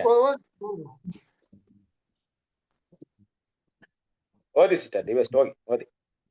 ಹಿಂದಿನ ಅಧ್ಯಾಯದಲ್ಲಿ ಮ್ಯಾಸಚೂಸೆಟ್ಸ್ನ ಮಿಸ್ಟರ್ ವಿಲಿಯಂ ಮಿಲ್ಲರ್ ರವರ ಬಗ್ಗೆ ಹೇಳುವಾಗ ಸಂಕ್ಷಿಪ್ತವಾಗಿ ತಿಳಿಸಿದ್ದ ಮತ್ತೊಂದು ಸುಧಾರಣೆಯು ಕೆಲವು ವಿಷಯಗಳಲ್ಲಿ ಎಲ್ಲವುಗಳಿಗಿಂತ ಸಾಧ್ಯರ್ಥವಾಗಿದೆ. ಅವರು ಬ್ಯಾಪ್ಟಿಸ್ಟ್ ಪಂಗಡ ಸದಸ್ಯರಾಗಿದ್ದವರು ಮತ್ತು ಈ ಚಳುವಳಿಯ ಸಾಧನವಾಗಿ ಉಪಯೋಗಿಸಲ್ಪಟ್ಟವರು. ಅವರು ಸತ್ಯವೇದವು ಕಾಲಗಳ ಬಗ್ಗೆ ಕೆಲವು ಸಂಗತಿಗಳನ್ನು ಮತ್ತು ದೇವರ ಯೋಜನೆಯ ಕ್ರಮವನ್ನು ತಿಳಿಸುತ್ತದೆ ಎಂಬ ಸತ್ಯವನ್ನು ಸಭೆಯ ಗಮನಕ್ಕೆ ಬಹಿರಂಗಪಡಿಸಿದರು. ಅವರು ಓಕೆ, ಇಲ್ಲಿ ನೋಡೋಣ. ಇಲ್ಲಿ ನೋಡ್ಬೇಕಾದ್ರೆ ಮುಖ್ಯವಾಗಿ ನಾವು ನೋಡ್ಬೇಕಾದ್ರೆ ನಾವು ವಿಲಿಯಂ ಮಿಲ್ಲರ್ ಬಗ್ಗೆ ನಾವು ನೋಡಿದ್ವಿ. ವಿಲಿಯಂ ಮಿಲ್ಲರ್ ಮೂವ್ಮೆಂಟ್ ಬಗ್ಗೆ ನೋಡ್ಬೇಕಾದ್ರೆ ವಿಲಿಯಂ ಮಿಲ್ಲರ್ ಖಂಡಿತವಾಗ್ಲೂ ದೇವರ ಮಕ್ಕಳು ಅರ್ಥ ಮಾಡ್ಕೊಬೇಕಾಗಿರೋದು ಏನಪ್ಪಾ ಅಂದ್ರೆ, ಸಭೆಯ ಚರಿತ್ರೆಯಲ್ಲಿ ನೀವು ತಗೊಂಡಾಗ ಸತ್ಯಕ್ಕೆ ಬೆಲೆ ಇತ್ತು, ಆದ್ರೆ ಸತ್ಯ ಏನಂತ ಗೊತ್ತಿರ್ಲಿಲ್ಲ. ಎಲ್ರು ಕೂಡ ಸತ್ಯ ಅಂತ ಹೇಳ್ಕೊಂಡು ಏನ್ ಮಾಡ್ತಿದ್ರು, ಸುಳ್ಳಾದ ಬೋಧನೆ ಮಾಡ್ತಾ ಇದ್ರು. ಆದ್ರೆ ಸತ್ಯದ ವಿಷಯ ಬಂದಾಗ ಮಾರ್ಟಿನ್ ಲೂಥರ್ ಕಾಲದಿಂದ ಚಳುವಳಿ ಸುಧಾರಣೆ ತುಂಬಾ ದೊಡ್ಡದಾಗಿ ಬೆಳೀತು. ಆದ್ರೆ ವಿಲಿಯಂ ಮಿಲ್ಲರ್ ವಿಷಯ ತಗೊಂಡಾಗ ತುಂಬಾ ಡಿಫರೆಂಟ್ ಅಲ್ವಾ? ವಿಲಿಯಂ ಮಿಲ್ಲರ್ ಮತ್ತೆ ಮಾರ್ಟಿನ್ ಲೂಥರ್ ಮಧ್ಯದಲ್ಲಿರುವಂತಹ ಒಂದು ಡಿಫ್ರೆನ್ಸಿಯೇಷನ್ ತಗೊಂಡಾಗ, ಮಾರ್ಟಿನ್ ಲೂಥರ್ ಹೆಸರು ಕ್ರೈಸ್ತರ ಪೋಪಸಿಯಲ್ಲಿರುವಂತ ತಪ್ಪಾದ ವಿಷಯಗಳನ್ನ ಇಡೀ ಒಂದು ಕ್ರೈಸ್ತ ಸಮುದಾಯಕ್ಕೆ ಎತ್ತಿ ತೋರಿಸಿದ ವ್ಯಕ್ತಿಯಾಗಿದ್ರೆ, ವಿಲಿಯಂ ಮಿಲ್ಲರ್ ಕರ್ತನಾದ ಯೇಸು ಕ್ರಿಸ್ತನ ಬರುವಿಕೆಗೆ ಸಂಬಂಧಪಟ್ಟಂತ ಹಲವಾರು ವಿಷಯಗಳನ್ನ ಸಂಗ್ರಹಣ ಮಾಡಿದಂತವರಾಗಿದ್ರು. ಅದು ಮಾತ್ರವಲ್ಲ, ದೇವರ ಕಾಲ ಯೋಜನೆಯನ್ನು ಕೂಡ ಏನ್ ಮಾಡ್ತಿದ್ರು, ಅವ್ರು ಸ್ಟಡಿ ಮಾಡಿದ್ರು. ನೋಡಿ, ಇಲ್ಲಿವರೆಗೂ ಕೂಡ ಯಾರು ಕೂಡ ಟೈಮ್ ಪ್ರಾಪೋಸಿನ ಸ್ಟಡಿ ಮಾಡಿರ್ಲಿಲ್ಲ.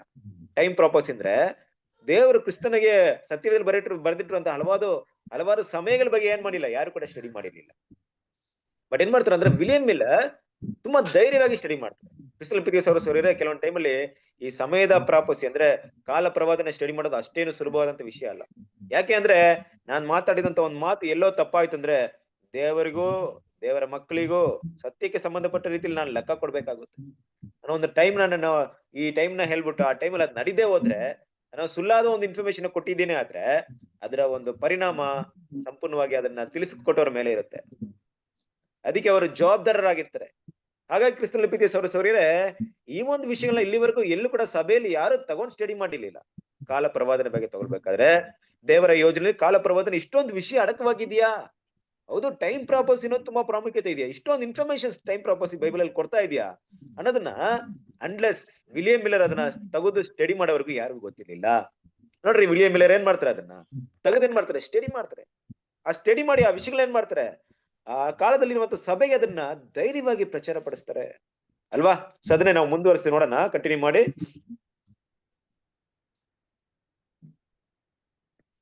ಅವರು ಪ್ರವಾದಿಗಳು ದಾಖಲಿಸಿದ್ದ ಸಮಯಗಳನ್ನು ಮತ್ತು ಉಚಿತ ಸಮಯದಲ್ಲಿ ಜ್ಞಾನಿಗಳು ಅವುಗಳನ್ನು ಅರ್ಥ ಮಾಡಿಕೊಳ್ಳುತ್ತಾರೆ ಎಂಬ ಹೇಳಿಕೆಯು ಅದರೊಂದಿಗಿರುವುದನ್ನು ಕಂಡುಕೊಂಡರು.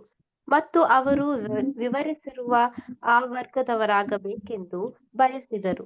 ಅವರು ಬಹಳವಾಗಿ ಹುಡುಕಿ ರೋಮಿನ ಸಂಪ್ರದಾಯಗಳಿಂದ ಕಣ್ಣಿಗೆ ಮರೆಯಾಗಿದ್ದ ಅನೇಕ ಬಲು ಕುತೂಹಲಕರ ಸಂಗತಿಗಳನ್ನು ಕಂಡುಕೊಂಡರು. ಉಳಿದವುಗಳಿಂದ ಯೇಸುವಿನ ಮೊದಲನೆಯ ಬರೋಣವು ಪ್ರಪಂಚವನ್ನು ಕೊಂಡುಕೊಳ್ಳುವವರಾಗಿದ್ದರೆ, ಆತನ ಎರಡನೆಯ ಬರೋಣವು ನಂಬಿಗಸ್ತರಿಗೆ ದೇವರು ದಯಪಾಲಿಸುವ ಜೀವಕರ ಆಶೀರ್ವಾದವಾಗಿದೆ ಎಂದು ಅರಿತುಕೊಂಡರು. ವಾಸ್ತವವಾಗಿ ಆ ಈಡುಬಲಿ ಮತ್ತು ಪುನರುದ್ಧಾರ ಇವುಗಳು ಒಂದು ವಿಮೋಚನಾ ಯೋಜನೆಯ ಎರಡು ಭಾಗಗಳಾಗಿವೆ ಎಂದು ಕಂಡುಕೊಂಡರು. Okay, thank you. ನೋಡ್ಬೇಕ್ರಿ ಕ್ರಿಸ್ತನಲ್ಲಿ ಪ್ರೀತಿಯ ಸಹೋದರರೇ, ದೇವ್ರ ಮಕ್ಕಳು ಇಲ್ಲಿ ಅರ್ಥ ಮಾಡ್ಕೊಬೇಕಾಗಿರೋ ವಿಷಯ ಏನಪ್ಪಾ ಅಂದ್ರೆ, ಈ ರೀತಿ ಅವ್ರು ಏನ್ ಮಾಡಿದಾರೆ ಅಂದ್ರೆ, ಆ ವಿಷಯನ ಸ್ಟಡಿ ಮಾಡ್ಬೇಕಾದ್ರೆ ಯಾವ ರೀತಿ ಅದನ್ನ ಸ್ಟಡಿ ಮಾಡಿದಾರೆ ಅಂದ್ರೆ, ಪುನರುತ್ಥಾನ ಅಂತ ಪ್ರವಾದಿಗಳು ಮಾತಾಡಿದಂತ ವಿಷಯಗಳನ್ನ ತಗೊಂಡಾಗ ಪ್ರವಾದಿಗಳು ಏನ್ ಮಾಡಿದಾರೆ, ಹಲವಾರು ಇನ್ಫಾರ್ಮೇಶನ್ ಆಯ್ತು. ನೋಡಿ, ಪ್ರವಾದಿಗಳು ಅಂತ ಹೇಳಿದಾಗ ಹಲವಾರು ವಿಷಯ ಪ್ರವಾದಿಗಳಿಗೆ ಗೊತ್ತಿರ್ಲಿಲ್ಲ. ನಮ್ಮ ದಾನಿಯೇಲ್ ಆಗಿರ್ಬೋದು, ಏಷ್ಯಾ ಆಗಿರ್ಬೋದು, ಹಲವಾರು ವಿಷಯಗಳನ್ನ ಸತ್ಯದಲ್ಲಿ ಅವ್ರು ಏನ್ ಮಾಡಿದಾರೆ ಅದನ್ನ ಬರ್ದಿಟ್ಟಿರ್ಬೇಕಾದ್ರೆ ಆಗಿನ ಕಾಲದ ಪ್ರವಾದಿಗಳಿಗೆ ಇದು ಯಾವ ಸಮಯವನ್ನ ಮುಂತಿಳಿಸಿದ್ದಾರೆ ಅನ್ನೋಂತ ವಿಷಯ ಗೊತ್ತಿರಲಿಲ್ಲ. ಹಾಗಂತ ದೇವರೇ ಒಂದ್ ವೇಳೆ ಅವ್ರಿಗೆ ತಿಳಿಸಿದ್ರು ಕೂಡ ಅರ್ಥವಾಗ್ತಿರ್ಲಿಲ್ಲ, ಯಾಕಂದ್ರೆ ಆ ಸಮಯ ಅಲ್ಲ ಅದು ಅಲ್ವಾ? ಹಾಗಾಗಿ ಅದೆಲ್ಲವೂ ಕೂಡ ಅಂತ್ಯಕಾಲದ ದೇವರ ಮಕ್ಕಳಿಗೋಸ್ಕರ ಏನಾಯ್ತು ಬರೆಯಲ್ಪಟ್ಟಿತ್ತು. ಅದನ್ನ ವಿಲಿಯಂ ಮಿಲ್ಲರ್ ಕಾಲದಲ್ಲಿ ಇದ್ದ ಜನರು ಅರ್ಥ ಮಾಡ್ಕೊಂಡ್ರು. ಏನ್ ಅರ್ಥ ಮಾಡ್ಕೊಂಡ್ರು? ಜ್ಞಾನಿಗಳು ಇದನ್ನ ಅರ್ಥ ಮಾಡ್ಕೊಳ್ತಾರೆ. ಆ ಸಮಯ ಬಂದಾಗ ಜ್ಞಾನಿಗಳ ವಿಷಯಗಳನ್ನ ಏನ್ ಮಾಡ್ತಾರೆ? ಸ್ಪಷ್ಟವಾಗಿ ಅರ್ಥ ಮಾಡ್ಕೊಳ್ತಾರೆ. ಹಾಗಾದ್ರೆ ನಾವು ಆ ಜ್ಞಾನ ವರ್ಗದವರಾಗಿರ್ಬೇಕು ಅಂತ ಅರ್ಥ ಮಾಡ್ಕೊಂಡ್ರು. ನಾವು ಆ ವರ್ಗದವರಾಗಿದ್ದೀವಿ. ಹೌದು, ನಾವು ಜ್ಞಾನಿಗಳು. ಯಾಕಂದ್ರೆ ಈ ವಿಷಯಗಳನ್ನ ನಾವು ಅರ್ಥ ಮಾಡ್ಕೊಳ್ಳಕ್ಕೆ ದೇವ್ರು ನಮ್ಗೆ ಅವಕಾಶ ಕೊಟ್ಟಿದ್ದಾರೆ. ಮತ್ತೆ ನಮ್ಗೆ ಅರ್ಥವಾಗ್ತಿದೆ. ನಾವು ಈ ಸತ್ಯಗಳನ್ನ ಸರಿಯಾಗಿ ಅರ್ಥ ಮಾಡ್ಕೊಳ್ತಾ ಇದೀವಿ ಅನ್ನೋ ರೀತಿಯಲ್ಲಿ ಏನ್ ಮಾಡಿದ್ರು ಅಂದ್ರೆ ಅವ್ರು ಅದನ್ನ ಸ್ಟಡಿ ಮಾಡಕ್ಕೆ ಶುರು ಮಾಡಿದ್ರು. ಕ್ರಿಸ್ತನಲ್ಲಿ ಪ್ರೀತಿ ಸರಸ್ವರೇ, ಇದು ವಿಲಿಯಂ ಮಿಲ್ಲರ್ ಮೂವ್ಮೆಂಟ್ ಅಲ್ಲಿ ಇದ್ದಂತ ಒಂದು ವಿಷಯ. ಹಾಗಾಗಿ ಅವ್ರು ಸ್ಟಡಿ ಮಾಡಿದ್ರೆ ಅವ್ರಿಗೆ ಏನಪ್ಪಾ ಬಹು ವಿಷಯಗಳು ಕಾಣಿಸ್ಕೊಳ್ತು ಅಂದ್ರೆ, ಇದುವರೆಗೂ ಪೋಪ ಸಿಸ್ಟಮ್ ಅಲ್ಲಿ ಯಾರು ಕೂಡ ಮಾತಾಡದೇ ಇರುವಂತ ಸತ್ಯಗಳೇನಾಯ್ತು ಗೊತ್ತಾಯ್ತು. ಅದೇ ಒಂದು ಹಳೆ ಒಂದು ಬೋಧನೆ, ಹಳೆ ಒಂದು ವಿಷಯ ಅಲ್ವಾ. ದಾನಿಯಲ್ಲಿ ಮಾತಾಡ್ಬೇಕಾದ್ರೆ ಹೇಳ್ತಾರಲ್ವಾ, ಜನರು ಅತ್ತಿತ್ತ ಹೋಗಿ ಓಡಾಡುವರು, ಜ್ಞಾನವು ತಿಳುವಳಿಕೆ ಹೆಚ್ಚುವುದು ಅಂತ ದಾನಿಯಲ್ಲಿ ಮಾಡಿದ್ದಾರೆ. 12ನೇ ಅಧ್ಯಾಯದಲ್ಲಿ ಮೆನ್ಷನ್ ಮಾಡಿದ್ದಾರೆ. ಆ 12ನೇ ಅಧ್ಯಾಯದಲ್ಲಿ ಮೆನ್ಷನ್ ಮಾಡಿದಂತ ವಿಷಯಗಳು ಏನ್ ಮಾಡಿದ್ರು ಅಂದ್ರೆ, ಅವರು ಸ್ಪಷ್ಟವಾಗಿ ಅರ್ಥ ಮಾಡ್ಕೊಂಡ್ರು. ಹೌದು, ಆ ಸಮಯ ಇದೆ, ತಿಳುವಳಿಕೆ ಹೆಚ್ಚುವಂತ ಸಮಯ ಇದೆ, ಜ್ಞಾನ ಹೆಚ್ಚುವಂತ ಸಮಯ ಇದೆ. ಆಗಿರ್ಬೇಕಾರೆ ಅತ್ತಿತ್ತ ಹೋಗಿ ಅದನ್ನ ಹುಡುಕಾಡುವಂತ ಜನಾಂಗದವರು ನಾವು. ನಮಗೆ ಈ ಸತ್ಯ ತಿಳಿಸಲ್ಪಡ್ತಿದೆ ಅನ್ನುವಂತ ವಿಷಯವನ್ನ ವಿಲಿಯಂ ಮಿಲ್ಲರ್ ಮೂಲಕ ಇರುವಂತ ಆ ಕಾಲದ ಜನರು ಏನ್ ಮಾಡಿದ್ರು, ದೇವರ ಭಕ್ತರು ಅದನ್ನ ಅರ್ಥ ಮಾಡ್ಕೊಂಡ್ರು. ಅದು ಮಾತ್ರವಲ್ಲದೆ ಪೋಪ್ ಸಿಸ್ಟಮ್ ಅಲ್ಲಿ ಇದ್ದಂತ ಹಲವಾರು ವಿಷಯ, ಡಾರ್ಕ್ ಏಜಸ್ ನಮಗೆ ಮೊದಲೇ ಗೊತ್ತಿದೆ. ಡಾರ್ಕ್ ಏಜಸ್ ಅಂತ ಕತ್ತಲೆ ಯುಗ ಅಂದ್ರೆ ನಾವು ಏನಕ್ಕೆ ಒಂದು ವಿಧಾನ ಡಾರ್ಕ್ ಏಜಸ್ ಅಂತ ಕರಿತೀವಿ ಅಂದ್ರೆ, ಸತ್ಯಕ್ಕೆ ಸಂಬಂಧಪಟ್ಟ ಎಲ್ಲಾ ವಿಷಯ ಕೂಡ ಅದು ಲಾಕ್ ಆಗಿತ್ತು, ಅದು ಸೀಲ್ಡ್ ಆಗಿತ್ತು, ಅದು ಕ್ಲೋಸ್ ಆಗಿತ್ತು. ಅದನ್ನ ಕಂಡುಹಿಡಿಯೋದಾಗ್ಲಿ ತಿಳ್ಕೊಳ್ಳಕ್ಕಾಗಿ ಸಾಧ್ಯತೆ ಇಲ್ಲ. ಯಾಕಂದ್ರೆ ಯಾರೊಬ್ಬರ ಕೈಯಲ್ಲೂ ಸತ್ಯವೇದ ಇರ್ಲಿಲ್ಲ. ಸತ್ಯವೇದನ ನಾವು ನೀವು ಈಗ ಈಗಿನ ಕಾಲದಲ್ಲಿ ಸ್ಟಡಿ ಮಾಡ್ತಿದ್ವಲ್ಲ, ಈಗ ನೋಡಿ ಹೆಂಗ್ ಯೂಸ್ ಮಾಡ್ತಿದ್ವಿ ಬೈಬಲ್ ಅಲ್ವಾ. ಇವತ್ತು ಬೈಬಲ್ ನಾವು ಯೂಸ್ ಮಾಡ್ತಿದ್ರೆ ಬೈಬಲ್ ಬೆಲೆ ಗೊತ್ತಿಲ್ದವ್ರು ಹೆಂಗ್ ಬೇಕಾದ್ರೂ ಯೂಸ್ ಮಾಡ್ತಾರೆ. ಬೈಬಲ್ ಬೆಲೆ ಗೊತ್ತಿರೋರು ಯೂಸ್ ಮಾಡಲ್ಲ ಆ ರೀತಿ. ಹೆಂಗ್ ಬೇಕಾ ಬಿಟ್ಟಿ ಹಾಕಿರೋದು, ಎಲ್ಲ ಇಟ್ಟಿರೋದು, ಓದೋದಿಲ್ಲ, ಓದ್ದೆ ಬಿಡೋದು ಅಲ್ವಾ, ಎಲ್ಲೋ ಮೂಲೆಗೆ ಹಾಕಿ ಅಲ್ವಾ. ಆಗಿನ ಕಾಲದಲ್ಲಿ ದೇವ್ರ ಮಕ್ಕಳಿಗೆ ಸಿಕ್ಕಿರ್ಲಿಲ್ಲ ನೋಡ್ರಿ, ನಿಧಿ ಸಂಪತ್ತು ಅದು. ಕತ್ಲೆಯಲ್ಲಿ ಇದ್ಬಿಟ್ಟಿದಾರ, ಬೆಳಕಿನ ಬಗ್ಗೆ ಗೊತ್ತಿರ್ಲಿಲ್ಲ. ಯಾರ ಕೈಯಲ್ಲೂ ಬೈಬಲ್ ಇರ್ಲಿಲ್ಲ, ಟ್ರಾನ್ಸ್ಲೇಷನ್ ಇರ್ಲಿಲ್ಲ. ಮಾಡೋರು ಇರ್ಬೇಕಲ್ವಾ, ತುಂಬಾ ಪರಿಶ್ರಮ, ನಮ್ಮದೇ ಆದ ಭಾಷೆಲಿ ಅದನ್ನ ಓದಿ ಅರ್ಥ ಮಾಡ್ಕೊಳ್ಳೋದು ತುಂಬಾ ಮುಖ್ಯ. ಈಗ ನಿಮ್ಮ ಹತ್ರ ಬಂದ್ಬಿಟ್ಟು ನಾನೊಂದು ಚೈನಾ ಭಾಷೆಯ ಬೈಬಲ್ ಕೊಟ್ಬಿಟ್ರೆ ನೀವೇನ್ ಮಾಡ್ತೀರಾ? ಅದು ಏನು ವ್ಯಾಲ್ಯೂ ಇರಲ್ಲ. ಹಾಗೆ ಲ್ಯಾಟಿನ್ ಭಾಷೆ ಇತ್ತು ಆಗ.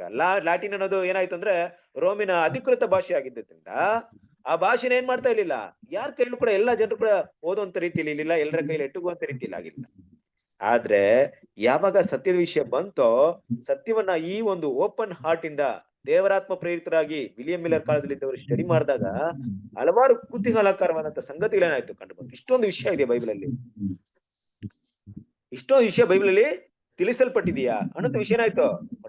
ಅದಕ್ಕಿಂತ ಹೆಚ್ಚಾಗಿ ಏನಂತ ನೋಡ್ತೀವಿ ಅಂದ್ರೆ, ಯೇಸು ಕ್ರಿಸ್ತನ ಮೊದಲನೇ ಬರುವಿಕೆಗೆ ಸಂಬಂಧಪಟ್ಟಂತ ವಿಷಯಗಳಿಗಿಂತ ಹೆಚ್ಚಾಗಿ ಎರಡನೇ ಬರುವಿಕೆಗೆ ಸಂಬಂಧಪಟ್ಟ ವಿಷಯಗಳೇ ಸತ್ಯವೇದಲ್ಲಿ ಏನಾಯ್ತು, ಹಲವಾರು ವಿಷಯ ಅವ್ರಿಗೆ ಗೊತ್ತಾಯ್ತು.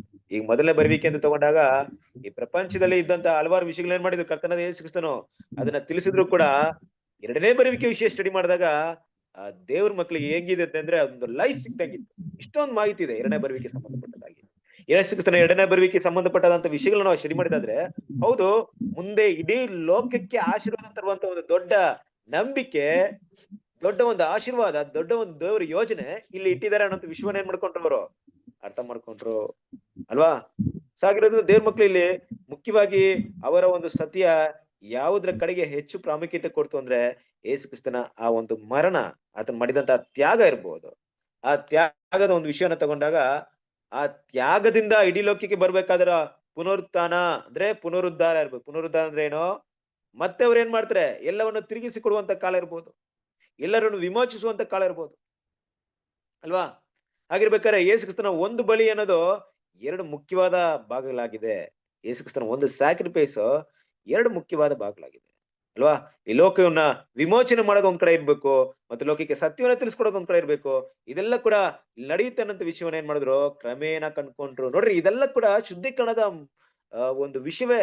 ಇಲ್ಲಿ ಕೂಡ ರಿಫಾರ್ಮೇಶನ್ ನಡೀತಾನೆ ಇದೆ, ಸುಧಾರಣಾ ಚಳುವಳಿ ಮುಂದುವರಿತಾನೆ ಇದೆ. ಬಟ್ ಹೇಗ್ ಮುಂದುವರಿತಾ ಇದೆ ಎಲ್ಲರಿಗೂ ಗೋಚರವಾಗುವಂತ ರೀತಿಯಲ್ಲಿ ದೊಡ್ಡ ಮಟ್ಟಕ್ಕೆ ಕಾಣಿಸ್ತಲ್ಲ. ಬಟ್ ದೇವರ ಮಕ್ಕಳ ಮಧ್ಯದಲ್ಲಿ ಎಲ್ಲೆಲ್ಲ ದೇವರ ಮಕ್ಕಳಿದ್ರೆ ಅವ್ರನ್ನ ಹುಡುಕಿ ಆ ರಿಫಾರ್ಮೇಶನ್ ನಡೀತಾ ಇದೆ. ಇಲ್ಲಿ ಕೂಡ ಅವರ ಮನಸ್ಸಿಗೆ ಆ ಸತ್ಯ ಬಿತ್ತಲ್ಪಡ್ತಾ ಇದೆ, ಇನ್ನು ಕೂಡ ಮುಂದುವರಿತಾ ಇದೆ. ಹೌದಲ್ವಾ? ಇದಕ್ಕೆ ನಾವು ಸಾಕ್ಷಿಗಳಾಗಿದ್ದೀವಿ. ಯಾಕಂದ್ರೆ ನಾವೆಲ್ಲಿದ್ವೋ, ಯಾವುದೋ ಒಂದು ವಿಷಯದಲ್ಲಿ ಯಾವುದೋ ಒಂದು ಬೋಧನೆಗಳಿದ್ವಿ, ಇವತ್ತು ದೇವರು ನಮ್ಮನ್ನ ಕೂಡ ಇಲ್ಲಿ ಕರೆದು ನಮ್ಮ ಆತ್ಮಿಕ ಮನೋನೇತ್ರಗಳನ್ನ ತೆರೆದು ದೇವರ ಸತ್ಯಗಳನ್ನ ತಿಳ್ಕೊಳ್ಳುವಂತ ಒಂದು ಅವಕಾಶ ಕೊಟ್ಟಿದ್ದಾರೆ ಅಂದ್ಮೇಲೆ, ಹೌದು, ಈ ರಿಫಾರ್ಮೇಶನ್, ಈ ಸುಧಾರಣಾ ಚಳವಳಿ ಇನ್ನು ಕೂಡ ಮುಂದುವರಿತಾ ಇದೆ ಅನ್ನೋದ್ರಲ್ಲಿ ಯಾವುದೇ ಸಂದೇಹ ಇಲ್ಲ. ಕರೆಕ್ಟ್ ಅಲ್ವಾ? ನೋಡಿ, ನಮ್ಗೆ ವಿಲಿಯಂ ಮಿಲ್ಲರ್ ಮೂವ್ಮೆಂಟ್ ಅಲ್ಲಿ ಈ ಬೆಳಕು ಇಷ್ಟೆಲ್ಲ ಬಂದಿದ್ರು ಕೂಡ ಆ ರಿಫಾರ್ಮೇಶನ್ ಅಲ್ಲಿಗೆ ಸ್ಟಾಪ್ ಆಗ್ಲಿಲ್ಲ, ಮುಂದುವರಿತು ಅನ್ನೋದು ವಿಷಯ ನೋಡ್ತೀವಿ. ಕಂಟಿನ್ಯೂ ಮಾಡೋಣ.